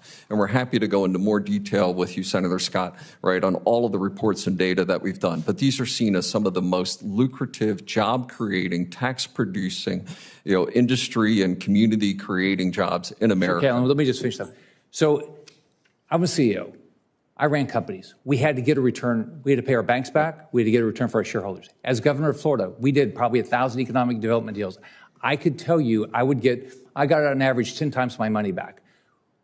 So it sounds really nice, but I've never seen one report that says I'll ever get a dime back if you get $4 billion. Well, every dollar. Senator Scott, I think we got to move to our next witness, but in this, I'm just looking at the written testimony. So I guess you could say that is a submission to Congress in Intel's written testimony. California annual economic impact from Intel is $24.9 billion. Oregon is $19.3 billion in annual impact. Arizona is $8.6 billion in annual impact. So New Mexico is $1.2 billion in annual impact. Texas doesn't have the exact number there, and Massachusetts. So I think the issue is $52 billion from us, and we have a long way to go in this process. But I think you're going to see that it is about building that ecosystem, and I do think you'll see annual revenues that will. I think the clarification to Mr. Gelsinger's statement was that they're going to Ohio no matter what and building. The question is, could they expedite and build more? And if CHIPS passes, they're likely to do that acceleration. So anyway, Senator Klobuchar. Very good. Thank you very much, Chair Cantwell, and thank you for holding this hearing. Thank you to all of you. It's a nice break from judiciary, honestly. There's just a little thing going on in the other hearing room. I wanted to start with you, Mr. Gelsinger, and Mr. Archer, on the subject of workforce shortage. I'm obsessed with this. My state has a really low unemployment rate, which is a great problem to have. But we have 18 Fortune 500 companies, somewhere in that range. And I believe the answers are broad. The answers are, of course, immigration reform, lifting visa caps, workforce permits, but also apprenticeships and 1- and 2-year degrees. And Senator Moran and I have a bill which was included actually in the America Competes Act over in the House, which would allow workers to earn college credit for completed apprenticeships, creating a pathway for workers to gain skills. Can you talk to the role of public-private sectors working together on this angle of workforce shortages? Yeah, we're extremely proud to be partnering. And in fact, just last week, we announced a $100 million partnership with NSF for job creation, primarily in the Midwest, around our Ohio site announcement. This builds on a long history of public-private partnership and job creation. We're making strong advancements in areas like underrepresented minorities and females in technology, strong investments in STEM. I personally am a product of the community college system, a farm boy from Pennsylvania who's now leading one of the most iconic companies in American history. I deeply believe in these principles. We've also seen that we've launched our AI for the Future program, specifically aimed at community colleges. Many of our workforce are hired, with no or minimal technology education, and we provide that in partnership with many of the local community colleges as well. This is core to our future. Okay, thank you. My dad went to community college, as did my sister, so thank you. Mr. Archer, quickly, because I have another question. Sure. Thank you. Well, I think as Mr. Gelsinger said, it's important to the industry. When we think about chip shortage and many of the bottlenecks to recovering from this, one of them is the tight labor market that we face today, not only in companies like Lam Research, but also in the hundreds of American suppliers that we depend on. And those suppliers are spread across 37 different states, and they're feeling the pain of not enough workers to fill these high-skilled jobs. So we're very supportive of any type of government program that helps to bolster. And immigration reform. And immigration reform. Okay, of course, that is good. Important for us in California as well. Exactly. Yes. All right. Mr. Mehrotra, I know Micron employs 110 people in Minnesota who design chips. Thank you for that. not who's counting, but I am. I also visited Skywater in Bloomington, Minnesota. In fact, the president at one point held up one of our Minnesota chips, which produces 65 and 90 nanometer chips. Can you talk about the importance of investing in U.S.-based companies in the production of semiconductors and innovation? Senator, I would like to say we are very proud of our team in Minnesota. They're absolutely working. Just put say that again in the microphone. Yeah, that's good. There we go. Yeah. I just want to say again that we are very proud of our team in Minnesota. They are absolutely leading edge engineers working on some of the most advanced work that Micron is doing. And Micron today is leading the world in semiconductor memory and storage technologies. And it's really imperative, as part of Micron's announcement of investing more than $150 billion over a decade in leading-edge semiconductor manufacturing and R&D, that we have the opportunity to bring manufacturing, leading-edge memory manufacturing onshore. Of course, we are here in Manassas, Virginia, manufacturing with nearly 2,000 team members and investing in advanced memory manufacturing and storage and supplying the markets such as automotive market, defense, and industrial. But we need to bring more manufacturing into the U.S., and Micron is committed to doing it with support from CHIPS Act and investment tax credits.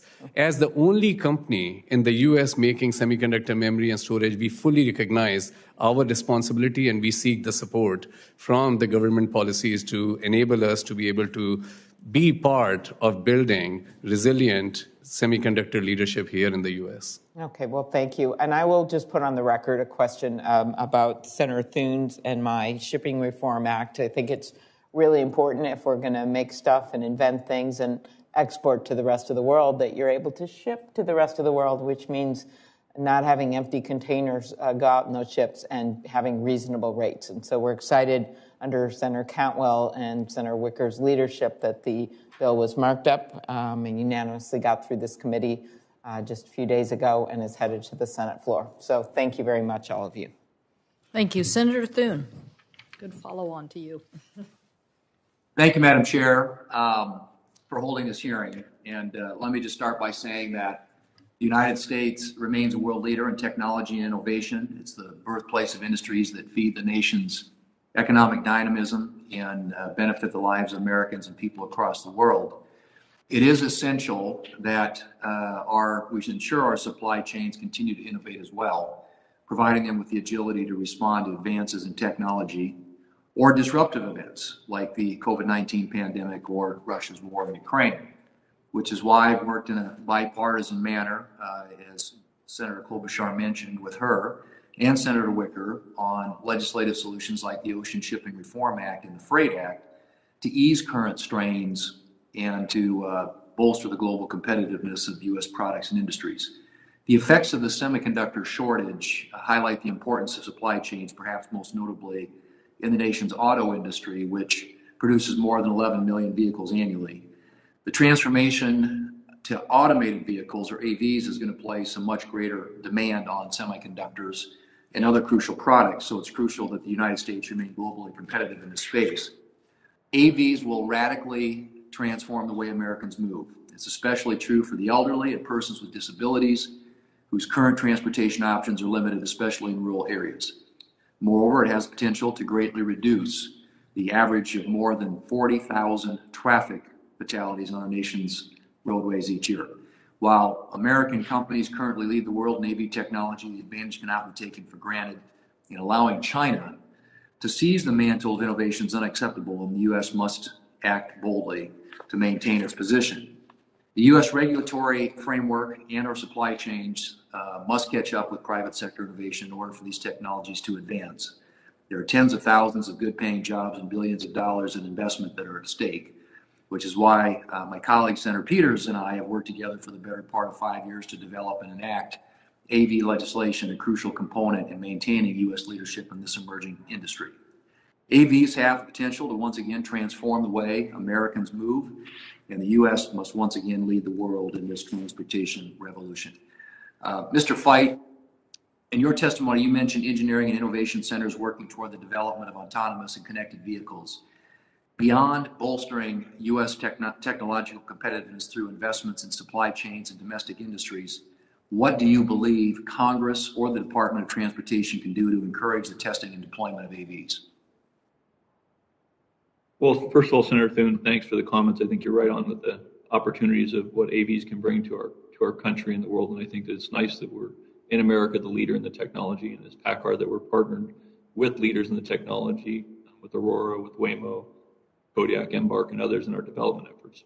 So I think that what we really need is the clear vision of what will be allowed from a legislative standpoint, and then we're going to need to clarify what the judicial requirements are going to be in terms of liabilities as we move forward. Right now, the industry is in a really good spot in developing level 4 autonomy, and we're moving it forward. It needs to be done safely. That's the most important thing, right? Safety has to be the most critical factor, and we'll continue to focus that way. And then we'll develop capability over a period of time when it's safe in certain corridors, and those corridors need to be clearly identified. And then we just need to have a general knowledge sharing between government and industry on how we make sure that we roll this out in an effective way. So I think it's a dynamic conversation that we are happy to engage with on an ongoing basis. Thanks. Mr. Gelsinger, given Intel's work in this space, do you have anything to add on promoting the domestic development of AVs? Yeah, clearly this is an area that the world is moving rapidly.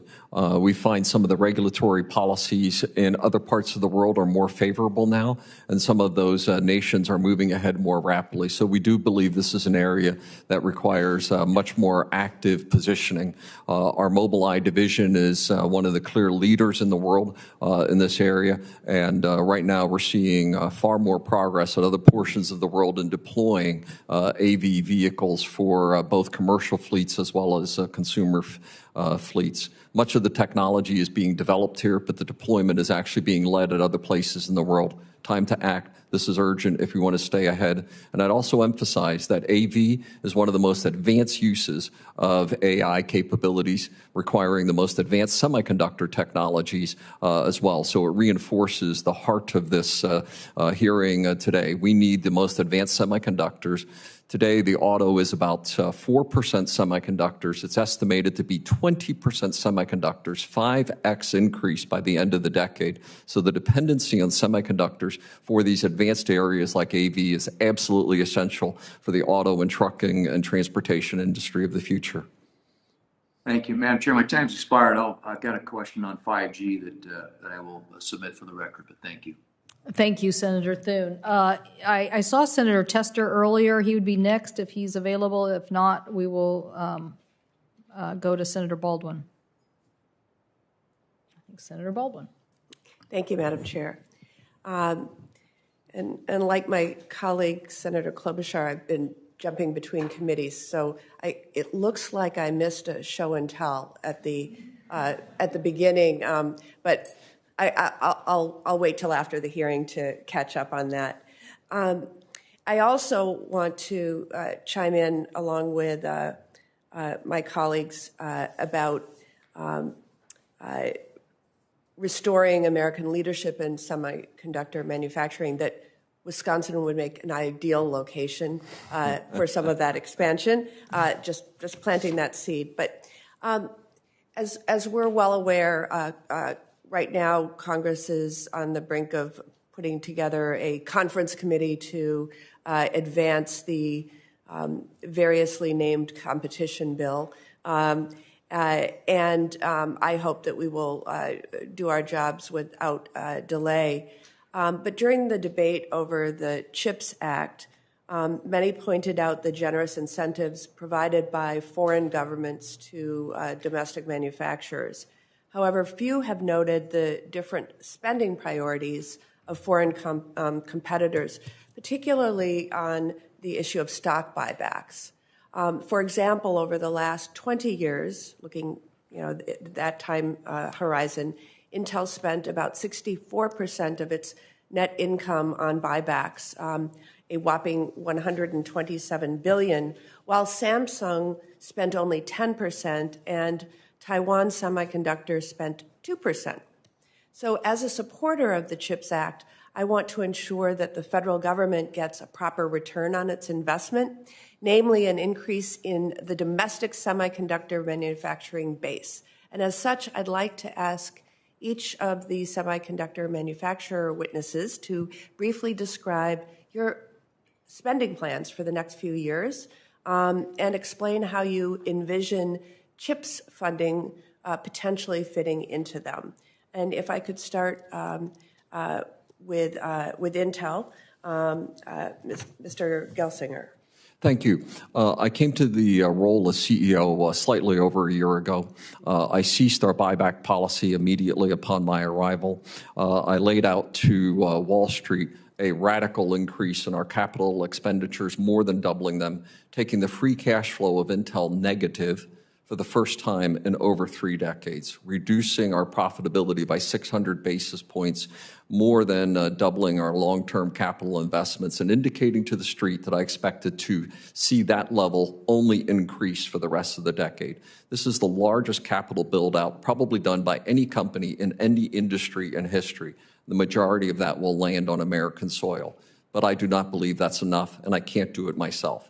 The CHIPS Act is intended, from my perspective, to enable me to go bigger and faster than the bold commitments that we have already made that have reached very negative response from Wall Street. We want to do more and faster. This is all about restoring U.S. competitive, bringing back this mantle from Asia on a critical industry, not only for our economy, but also our national security. We're all in.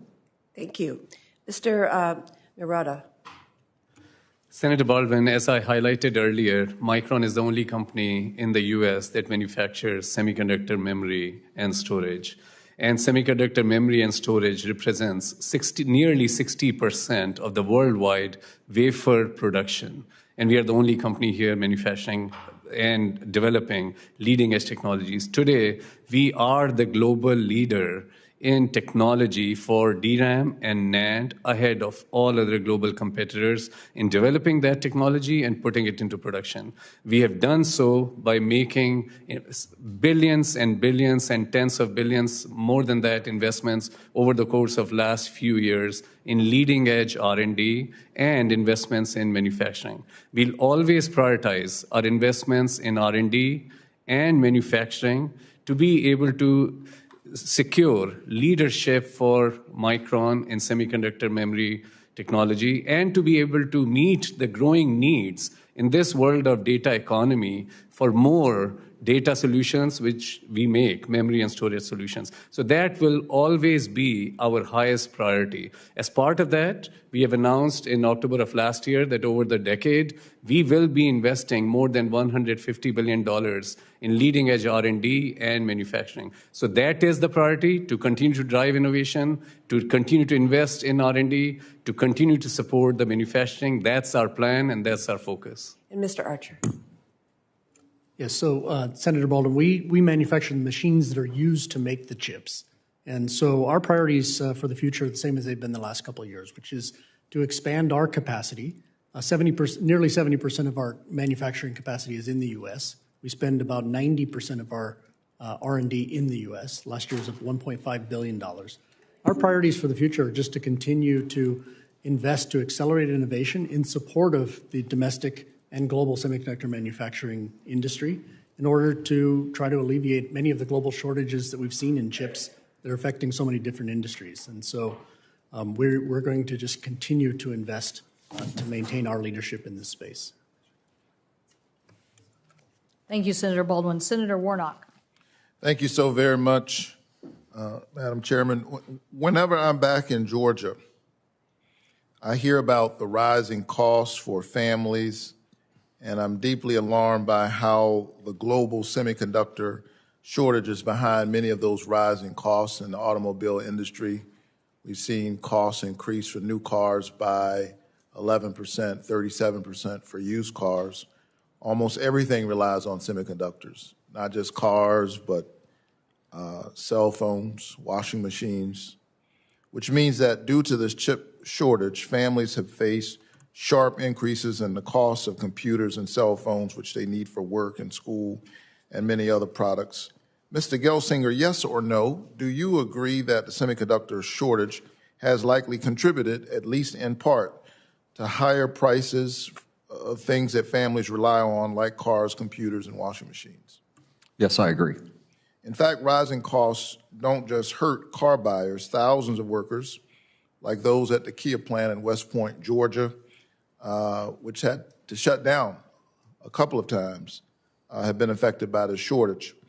And that's why last May I proudly supported federal funds to increase domestic semiconductor production. I was proud to work with Senator Peterson on that issue when the U.S. Innovation and Competition Act went through committee this last May. And I supported it again when the House recently passed the America Competes legislation. Mr. Gelsinger, do you also agree that providing additional resources to the Chips for America Fund would help alleviate the semiconductor shortage? Yes, I believe it would. It takes time to build new factories. So, the urgency associated with this is critical, but unquestionably, this will help to alleviate the shortages, mostly in the medium and longer term, but immediately helping is a very positive step. We've already wasted several quarters since the Senate acted last year, and now it's time for us to move forward rapidly. I agree. I think it's past time and that Congress move immediately and pass this funding that the President needs to sign into law. Now, related to the semiconductor issue, America, of course, needs a robust semiconductor workforce that reflects the diversity of the nation. As Congress makes investments in domestic semiconductor manufacturing, we must make sure that we have the benefit of all of our talent, that we ensure that businesses are doing what they can to make semiconductor jobs more accessible and attract partners from underrepresented communities. I'm a graduate of an HBCU, I'd argue the greatest of all, Morehouse College. But I've long been a champion for all of our HBCUs, which have been punching way above their weight, doing so much for so many for so long with so very little resources. I'm proud to have fought for $1.2 billion in funding in the recent competition package to support research capacity building at HBCUs and MSIs, including for semiconductor-related research. And I also recently sent a letter with Senator Padilla supporting a provision in the America Competes Act that would create an Office of Opportunity and Inclusion at the Department of Commerce to develop standards that will help expand opportunities in the semiconductor industry for traditionally underrepresented individuals. So I want to ask each of you, as industry leaders, would an Office of Opportunity and Inclusion support the semiconductor industry's efforts to attract more women, more people of color, and rural workers, and do you see this as essential to the work? Mr. Gelsinger? Yeah, I would say whether we have the office or not, we are deeply committed to these topics. We've been increasing our underrepresented minorities and our female workforce. We've set a goal to have 40% females by 2030. Part of my selection of Ohio, right, and our recent education initiatives that we just announced last week for a $100 million investment were specifically because of increasing our minority and female workforce. We would love to discuss this topic with you more deeply. But do you think having an office might encourage others similarly positioned to make a similar commitment? It certainly could, and we'd look forward to that conversation with you. Thank you. Mr. Mehrotra, I'm sorry, I hope I didn't butcher your name. No, you didn't. Thank you. Senator, we are well aware of your and Senator Padilla's letter regarding Office of Opportunity and Inclusion in the Commerce Department. I would like to highlight that Micron has been a strong proponent.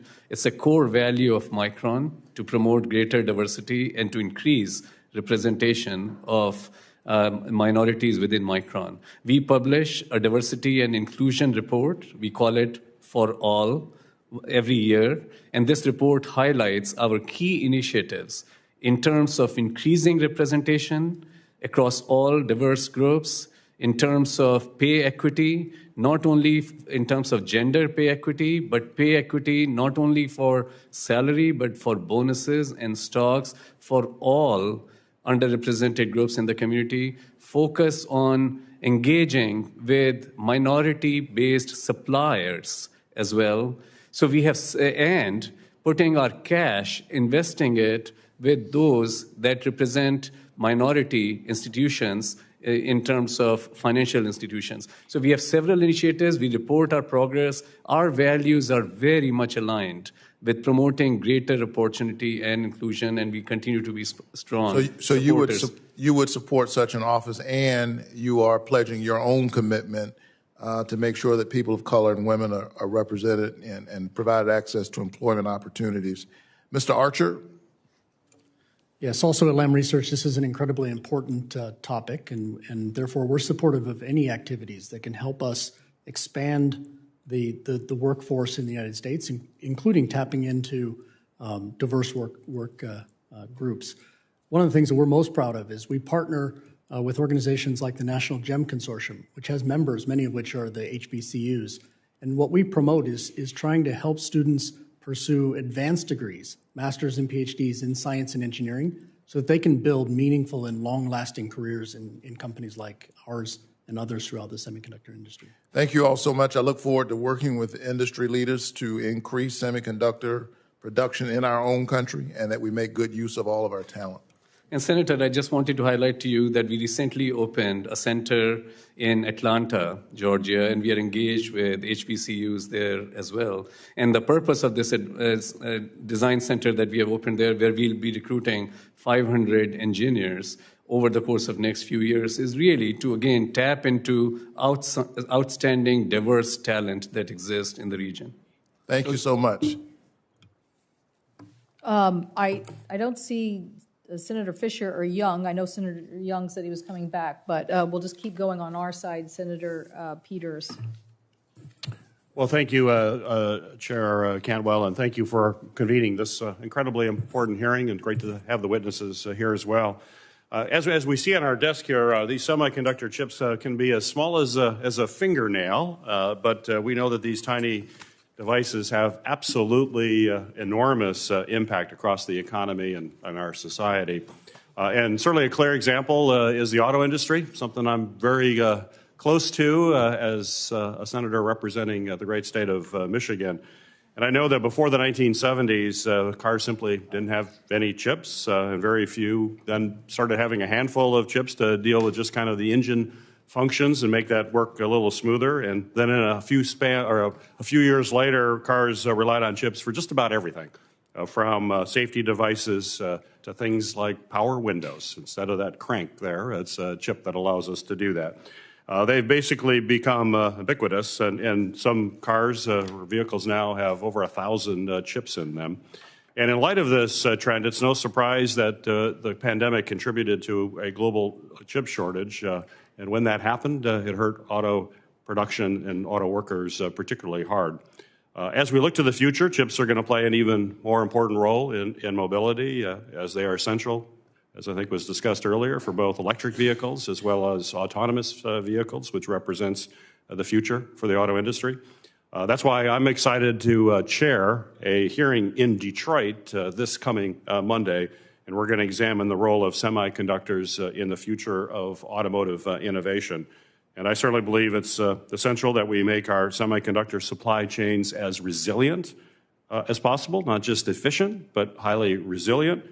And I think my state of Michigan is particularly well positioned to lead this effort. Not only will this grow jobs and economic activity in the semiconductor industry, it'll also strengthen the entire economy, especially when it comes to not just cars, but all products that use these chips. So, Mr. Mehrotra, as you know, and as you've mentioned, cars are becoming increasingly electric and autonomous, and Michigan is certainly leading the way in the manufacture of these vehicles. But automakers in Michigan are also going to require more and sophisticated semiconductor chips as we move forward, not just the legacy chips we have now, particularly when it comes to memory and to storage. Indeed, you described vehicles earlier as a future data center on wheels, which is basically clearly what they are now and will increasingly be. This is just one reason why I expect that Michigan is going to be a significant player. We're a major manufacturing state, home to many other industries that see their products more integrated with chips, from medical devices to defense applications. Michigan's future with the semiconductor industry is also rooted in world-class universities and training programs which prepare workers for these roles, as was discussed earlier, from R&D to making cutting-edge products.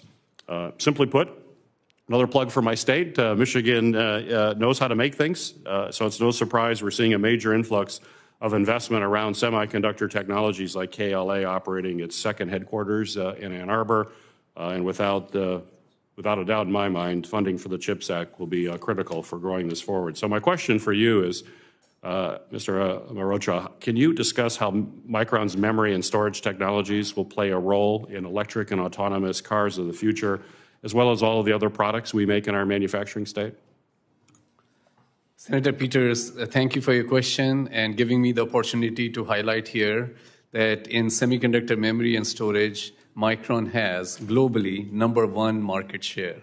So we have been strong partners to supplying to the automotive industry globally and strong partners to the U.S. auto manufacturers. And during the pandemic, with various semiconductor supply chain shortages, we worked closely with automakers and made sure, pleased to say, that our memory and storage solutions did not cause any line down situations, and we continued to be a strong provider of our solutions to them and will continue to maintain our #1 market share leadership in this very important and fast-growing segment for the semiconductor industry. And we have earned this #1 market share based on the high quality that Micron is focused on delivering to this industry, but also high quality that is focused on delivering solutions, whether in data center or intelligent edge or multitude of user devices that are using more and more memory and storage. You're absolutely right to point out that I often say that autonomous vehicles are becoming data center on wheels.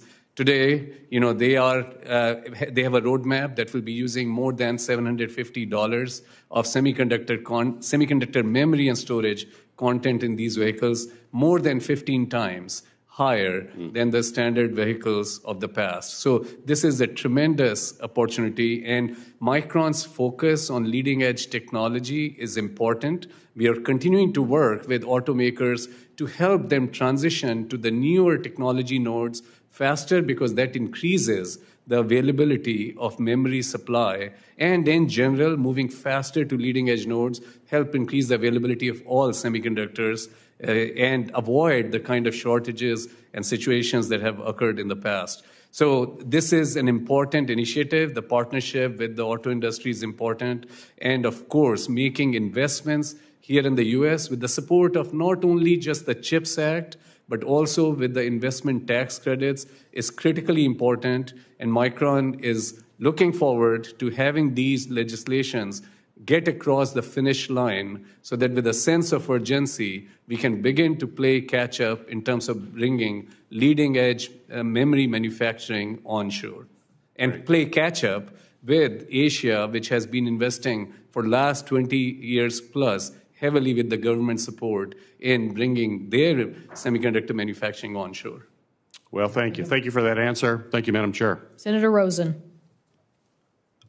Thank you, Madam Chair, for holding this hearing. And I want to say, as a former computer programmer, when I started, those disk drives were called platters. They were giant. We had giant rooms that had to be cooled. Everything was big. And now, look, it's small. There's things even smaller than this. It's amazing. It's lighter, cooler, faster, and more powerful. So thank you for bringing those. And I really want to talk about the semiconductor impact on broadband, because the shortage has far-reaching consequences across sectors, particularly broadband. They're an essential part of all telecommunications network. Our consumer, our business equipment, our modems, our routers, our gateways, our devices, everything depend on the chips to manage it, to control it, to collect our information, divert information, store it, whatever that is. And the telecommunications industry has been sounding the alarm on shortages' impact on deployment, particularly of our broadband across the country. And I was a member of that group of 22 senators who helped draft the infrastructure bill, including the state broadband grant program, the Middle Mile Deployment Act. And I know that these programs will provide critical funding to state and localities for reliable, high-speed internet to the last mile. Really, our rural areas being the frontier rural areas in Nevada being really adversely impacted. So, Mr. Gelsinger, can you talk about the impact the semiconductor supply chain issues and shortages that they've had on the telecommunications industry? And how are the current semiconductor supply chain delays, how do you think they may impact the federal broadband programs, particularly those ones we just created with the bipartisan infrastructure law? Thank you. And, first, I'd also want to point out that just 3 years ago, we were desperately fearful if we would have lost control of the technologies associated with our 5G networks. Today, technologies such as Open RAN or Open Radio Access Network are now opening up the 5G networks. And in fact, Dish, Verizon, AT&T, Rakuten are all building those on Intel-based Open RAN platforms. We have solved this international crisis that faced us in a technology lean-forward way. Also, the period of COVID has shown the criticality that we have on our broadband networks. Literally overnight, right, every worker and every school child became an online, right, student or worker, right? It was tremendous, and thus the efforts around building the broadband future, right, are absolutely essential, and we've seen the productivity benefits that result as we've come roaring out of the COVID economic challenges. That said, the future is still in front of us, and as we look to 5, 6G, deployments of autonomous vehicles, not just smart cities, but also smart factories with areas like private 5G and 6G, they depend on the most advanced semiconductor technologies. So what we're laying out here is literally the underlayment that's required to keep the U.S. competitive on the next generation communications and broadband technologies. This is essential to every aspect of the innovations that we're working on for the future, whether that's autonomous, whether that's private and consumers, whether that's factories and workers, and literally to be the unquestioned leader at 6G and beyond. This will be supported as a result of the CHIPS Act. Well, I'm glad that you mentioned this because we have a lot of sectors that depend on it. And so I want to talk about, moving on, Mr. Gelsinger, also about our tourism industry. Because as the witnesses, as many people have asked about autonomous cars, or just cars in general, a huge chip shortage, the increased demand for rental cars as tourism boosts back up. We know that rental cars were sold off during the pandemic. New cars aren't being made as quickly. And of course, the demand is for individuals to buy cars. So it's really, really hurting tourist economies like Las Vegas. And so can you discuss the steps you're taking to ensure that chips are being manufactured and distributed to automakers in a manner that supports both industries critical to supporting tourism, such as our car rental companies, and I would say buses and all of those shuttle buses, vans, taxis, all those things that help our tourist economy in every state? Yeah, as we've already indicated in this hearing so far, the importance of future technologies enables the cars of autonomous, connected, infotainment, all of those aspects. But the near-term crisis has been driven more by older nodes, areas that, many of which has further emphasize the gaps that we have in our gross dependence on Asian suppliers. We've recently announced the acquisition of a company, Tower Semiconductors, that increases our ability to respond to these near-term challenges of the auto industry. Our priorities and the allocation of our chips have been to, first, the manufacturers of semiconductor equipment, help us fish for the future. Second, to the healthcare sector. And third, to the auto sector. We view those as the most critical sectors to rebuild our future, and we'll continue to act in that way as we look to the future.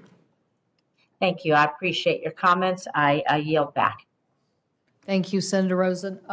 Senator Young, you would be next if you want to go, and then Senator Hickenlooper. Apparently, that's a yes. Thank you, Chairwoman.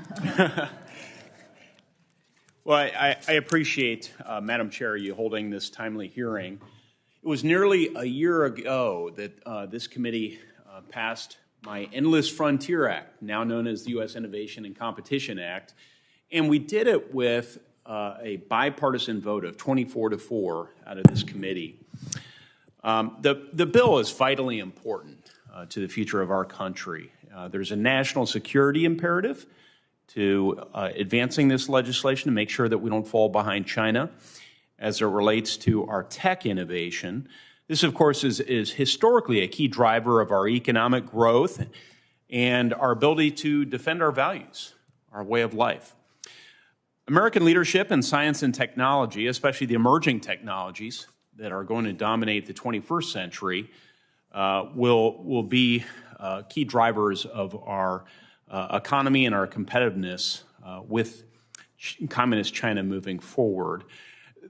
Key features of this legislation are the establishment of a new tech directorate, regional tech hubs across the heartland, so we can harness the potential and the creativity and the work ethic of our individuals, and of course the CHIPS Act, which will ensure that our economy is more resilient moving forward. As I understand it, this moment, the U.S. Senate is taking a vote to move us one step closer to ultimately passing USICA, or whatever we're calling the final work product. And I really look forward to continuing to work with my colleagues to see this across the finish line. In order to drive U.S. semiconductor innovation, we mustn't only incentivize growth in the U.S., as USICA and the CHIPS Act aim to do, but it's also imperative that we reduce our reliance on other countries throughout the entire supply chain. Mr. Gelsinger and Mr. Mehrotra, I'm sorry, I butchered your name there. I couldn't help but notice in your written testimonies that neither of you mentioned China, and I'm going to give you an opportunity to speak to a couple of questions. What is the current state of the semiconductor industry with regards to China, and where do you see the industry's future in China? Mr. Gelsinger. Yeah, China has emphasized the development of this sector on Chinese soil very significantly. It's been part of every 5-year plan in China for the last 2.5 decades of this priority area. And they have made substantial progress in building up their semiconductor industry. However, given our export license control matters, they're significantly behind. And their position is largely in older nodes and older industries, not on leading edge technologies, where U.S. and European capabilities are still far more advanced and other Asian countries are advanced. And thus, we believe that such practices for the future are important to continue the leadership that we have, to be very, very thoughtful about being able to sell products there so that we're maximizing the position of our product revenue, but to continue to keep a substantial technology leadership, for our equipment suppliers as well as our chip suppliers to be able to have revenues there. It's the largest chip market in the world in China, so we need to be able to participate to become the largest companies in the world, even as we be very careful to protect our intellectual property and leadership position. Sure. Mr. Mehrotra, do you have anything to add, sir? I would just add that as China is one of the large markets, it is a large market not only due to Chinese companies using semiconductor products, but it is a large market due to many global businesses operating there and manufacturers such as Micron supplying product to them in China as well. So the China market does help provide scale that is important for semiconductor industry. The benefit of scale ultimately goes into investments in R&D. I would also add, as has been highlighted here earlier as well, that China certainly is very much recognizing the importance of semiconductors, certainly recognizes the importance of memory semiconductors, which Micron is the only company in the US making those, and is investing more than $100 billion supporting their semiconductor industry.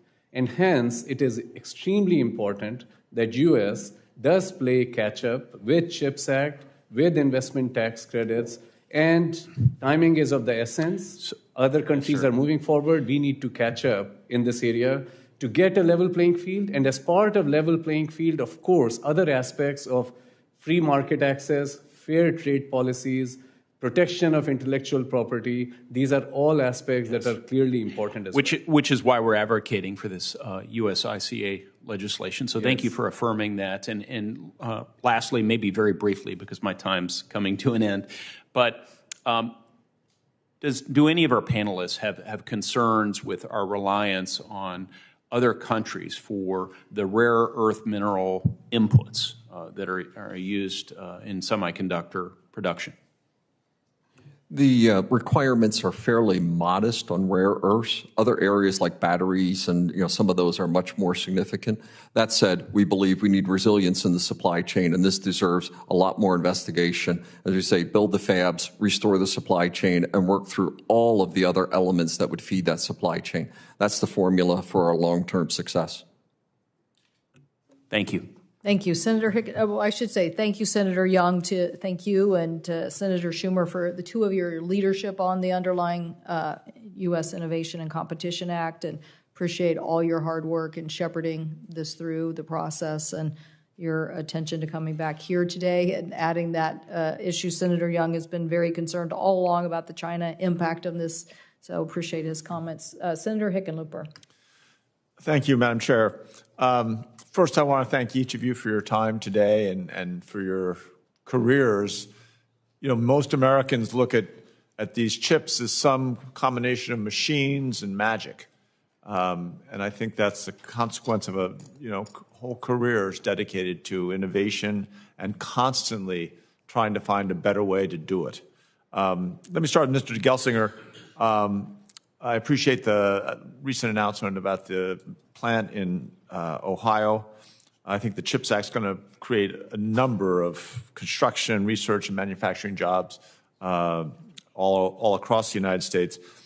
I serve as chairman of the Space and Science Subcommittee of this committee. I also chair the Employment and Workplace Safety Subcommittee of the HELP Committee, Health, Education, Labor, and Pensions. And that subcommittee has jurisdiction over workplace education and training.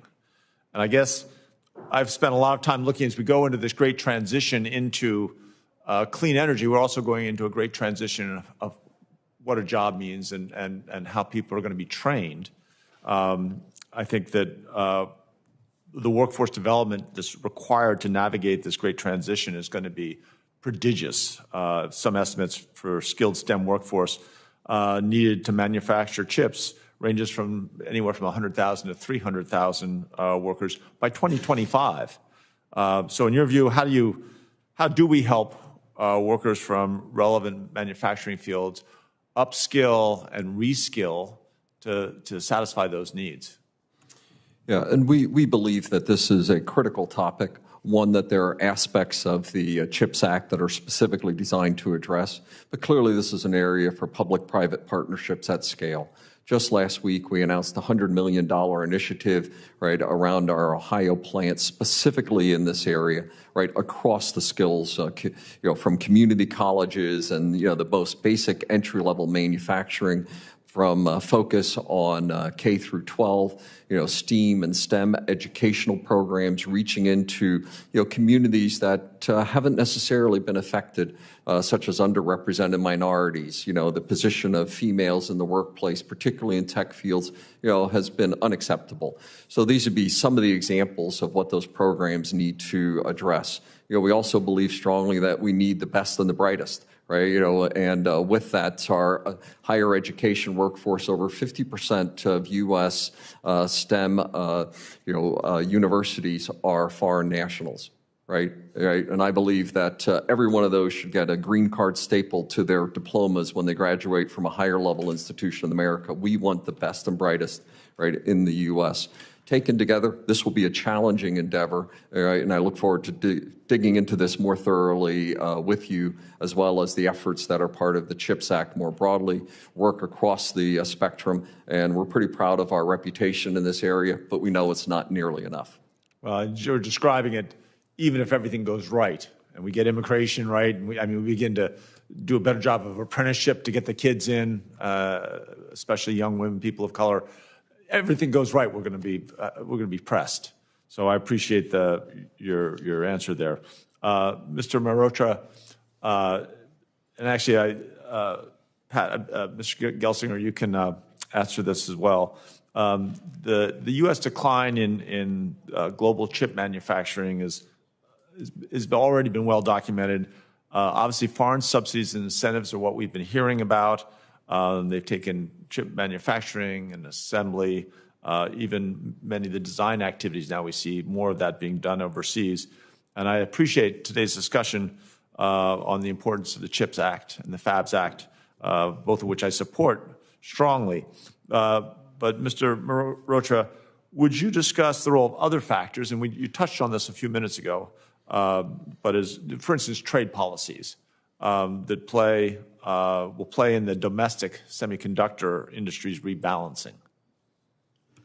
So I think, again, it is important that we have a level playing field here in the U.S. with respect to our global competitors, and level playing field certainly is intended to be achieved with the start of CHIPS funding, $52 billion funding, as well as with the support of investment tax credits.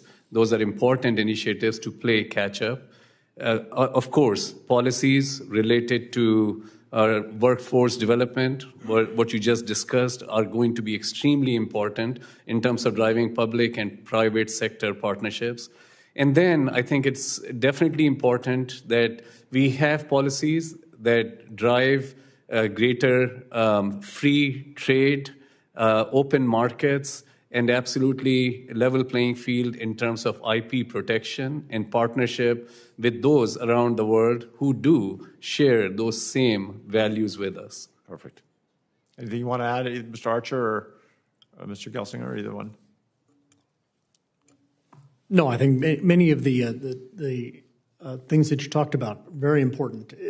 Just last year, in the last 2 years, Lam Research, we've added more than 3,500 jobs in the U.S.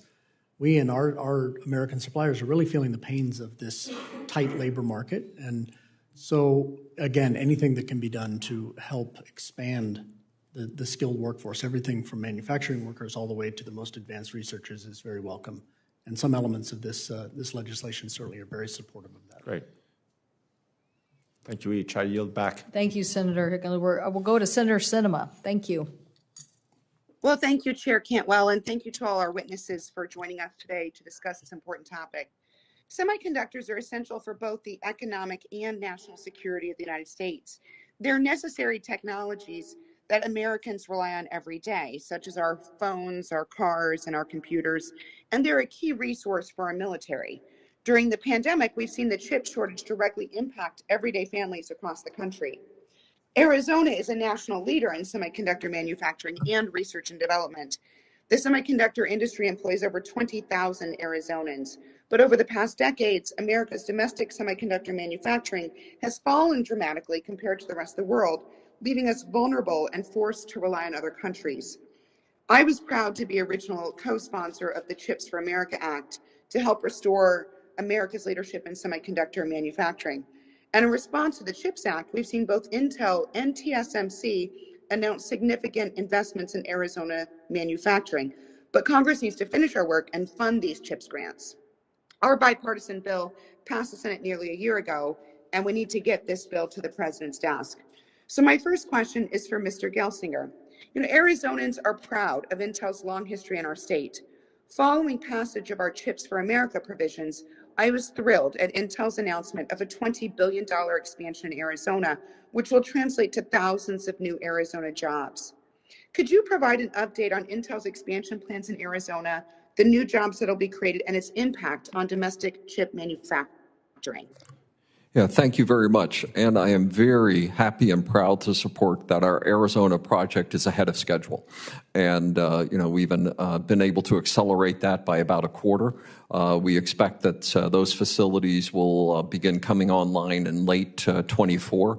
We'll employ 3,000 new Intel employees. We'll support on the order of 5,000 to 6,000 construction jobs for the next couple of years. And we've been thrilled by the support. And, in fact, we just had the First Lady join us for our Maricopa County education initiative that we just described there to start building the workforce that we need and some of the AI for the future training programs.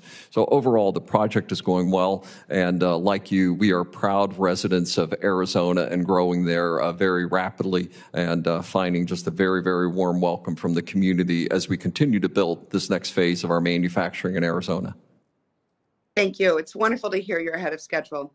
As I mentioned previously, Congress has yet to pass the final bill to provide funding for the CHIPS for America grants that will support our critical domestic semiconductor industry. Mr. Gelsinger, what does it mean for Intel, and particularly for Arizona's expansion project, if Congress cannot pass a semiconductor funding in a timely manner?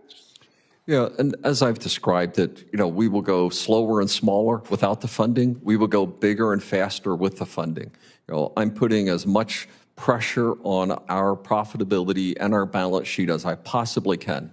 And I'm doing that at the great howls of Wall Street, seeing our stock lowered as a result of these substantial investments.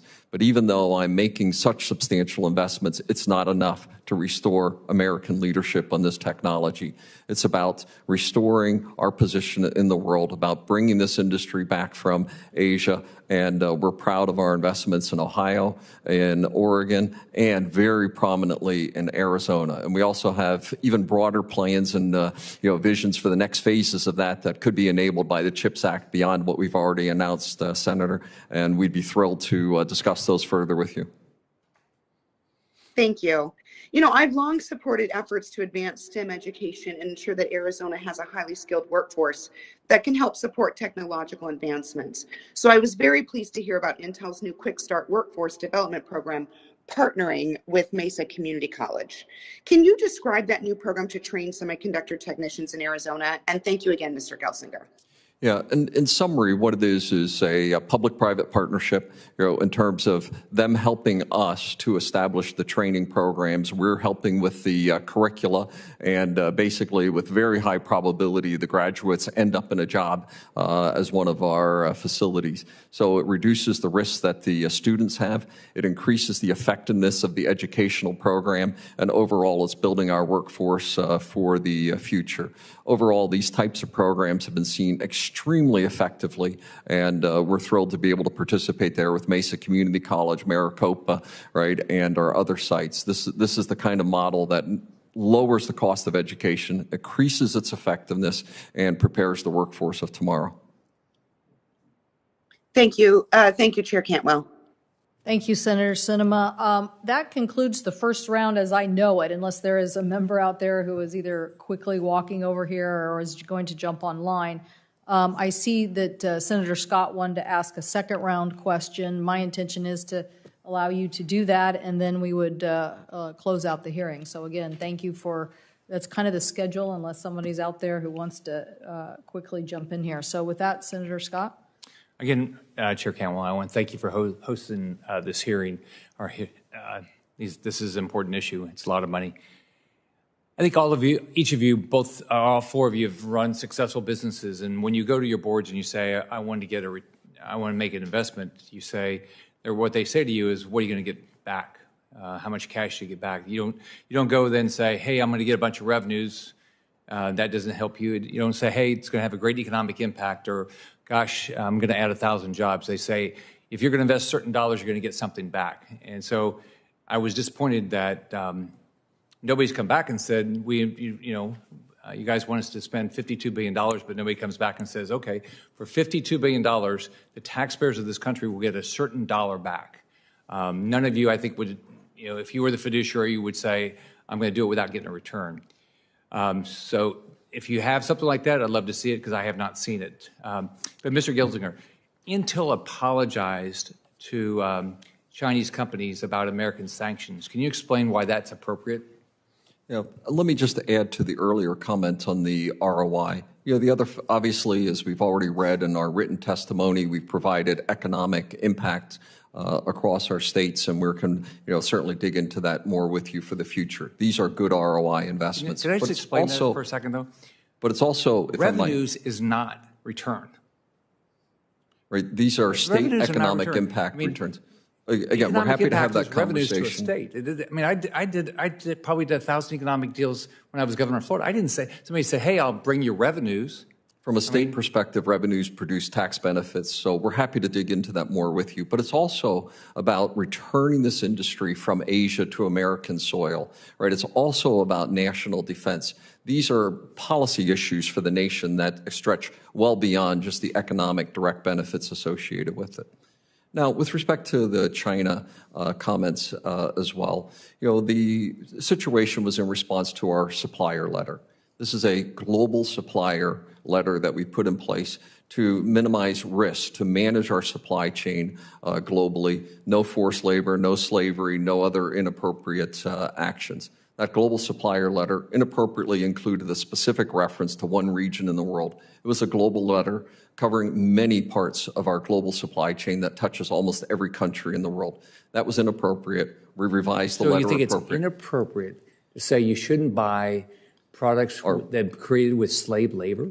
Our letter makes it very clear that we do not support slave labor anywhere in the world. However, as a global letter, we shouldn't have been calling out any particular region, since there I'd are call many out regions anybody in the for slave world. labor, not called out by regions. I think that's inappropriate. We could enumerate those across the world, and we didn't seem that's appropriate. The policies are clear. We have reinforced this very, very aggressively, that our policies on such matters are clear, consistent across the world, and that's how we're going to continue to operate, and we've been proud to operate for decades in the past. And for that, you can be confident that we will be enforcing, not just the U.S. policies, obeying the laws of the U.S., but continue to be a great global employer and managing our supply chain with that in mind.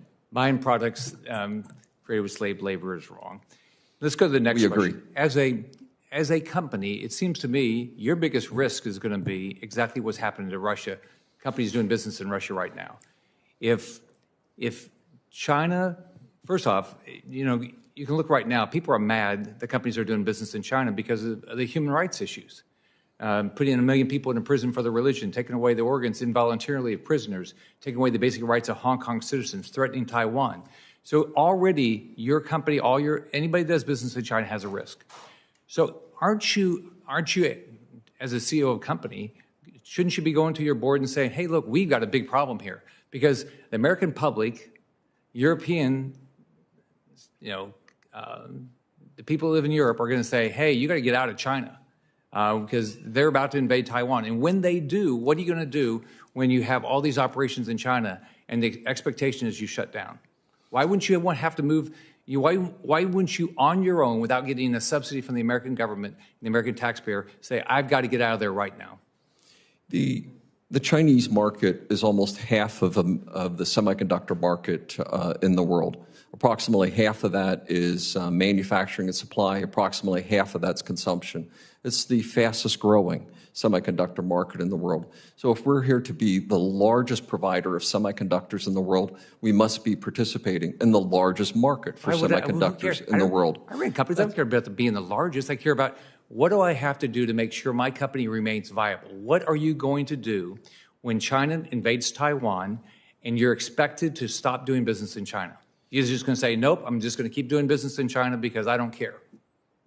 Our expectation is that we will continue a long practice of deepening our investments in manufacturing and R&D in the U.S. and supplying the global market for semiconductors according to the laws, policies, and exports of the So it won't bother you when they invade Taiwan? It will bother me enormously. In fact, the concerns that I have around the geopolitical situation drive the passion and urgency to build this industry in the U.S. This is a core reason why we are here. We have allowed this industry to shift to Asia. It is time for us to get it back onto American soil. And we are passionate about that. That's why the CHIPS Act is so critical to get it done now. So let's put the point. You can't tell me how a taxpayer of Florida gets a return. I think we've addressed that. There's no study. Okay, you continue to apologize for American, American position that we shouldn't be doing business with a communist country where they have human rights violation, and you won't even acknowledge that you would even stop doing business in Communist China if they invade Taiwan. I think that's wrong. Senator Scott, I don't think that that is what Mr. Gelsinger said. I do want to say, for the record, there is an analysis that was done by a Boston consulting group on the impact. Over 6 years, they project that a $50 billion manufacturing incentive would generate $147 billion to GDP and 1.1 million jobs. So I do think that there are some analysis out there. Every dollar from the federal government put towards the semiconductor research directs about delivers $16.50 to GDP as a dollar to investment ratio. So there are some analyses out there. I do think that they're important to take a look at this. I also think that these issues are very challenging to us in a global economy. I'm a person who supports trade. I actually think trade changes culture. I think that doesn't mean that we don't have bright lines, and I think we have a lot of bright lines in the United States, and one of them is about our national security and basically saying that we don't want to have communication products that have government backdoors to them, and we want anybody can be in the global supply chain, but if your government doesn't honor this aspect of making sure our architectures are protected and secure, then we don't want to do business. So, but this bill is really going to be about us creating a framework in which the United States gets that next generation, like my chart said, the next generation supply chain here. I want to thank all our witnesses. Mr. Feight, thank you for hanging in there from Europe. You didn't get as many questions as the other people, but I want you to know every time you talked, Mr. Gelsinger wrote down what you said. And the reason I'm pointing that out is because I think that is symbolic about the ecosystem that we're trying to create. If this all exists here in the United States and you have those closer relationships, and the whole supply chain is talking to each other, and they're talking about what their needs are, and they're talking about the next generation, I guarantee you the United States will do the right things to help catch up on this shortage and lead the way in next generation technology. You heard from many of my colleagues who had various takes on this issue. You heard from Senator Rosen about her interest in the broadband system. I too have a very keen interest in our grid and electrification and what we're going to do to, we're not going to make any of the transformation without our grid providing more of the communication system. And so there's just so many opportunities before us. So I also want to thank you, particularly you, Mr. Gelsinger, but obviously our other witnesses. Look, we want to see these companies driven by good engineering. It's called the information age for a reason. That means that the opportunities are there, but we need the engineers.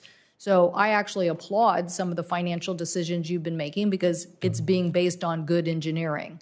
And I guarantee you in the end, that is what is going to be rewarded by American investment is solid, good engineering. We've led in this area in the past. We want to lead again. We appreciate what that'll do for us, for innovation, and for jobs in the United States of America. So thank you all very much for being here. The hearing will be open in the record for 2 more weeks. Senators will have until Wednesday, April 6th at noon to submit questions for the record. Witnesses will have 2 weeks to respond to those questions, and we appreciate your diligence on that. But that concludes today's hearing. We're adjourned.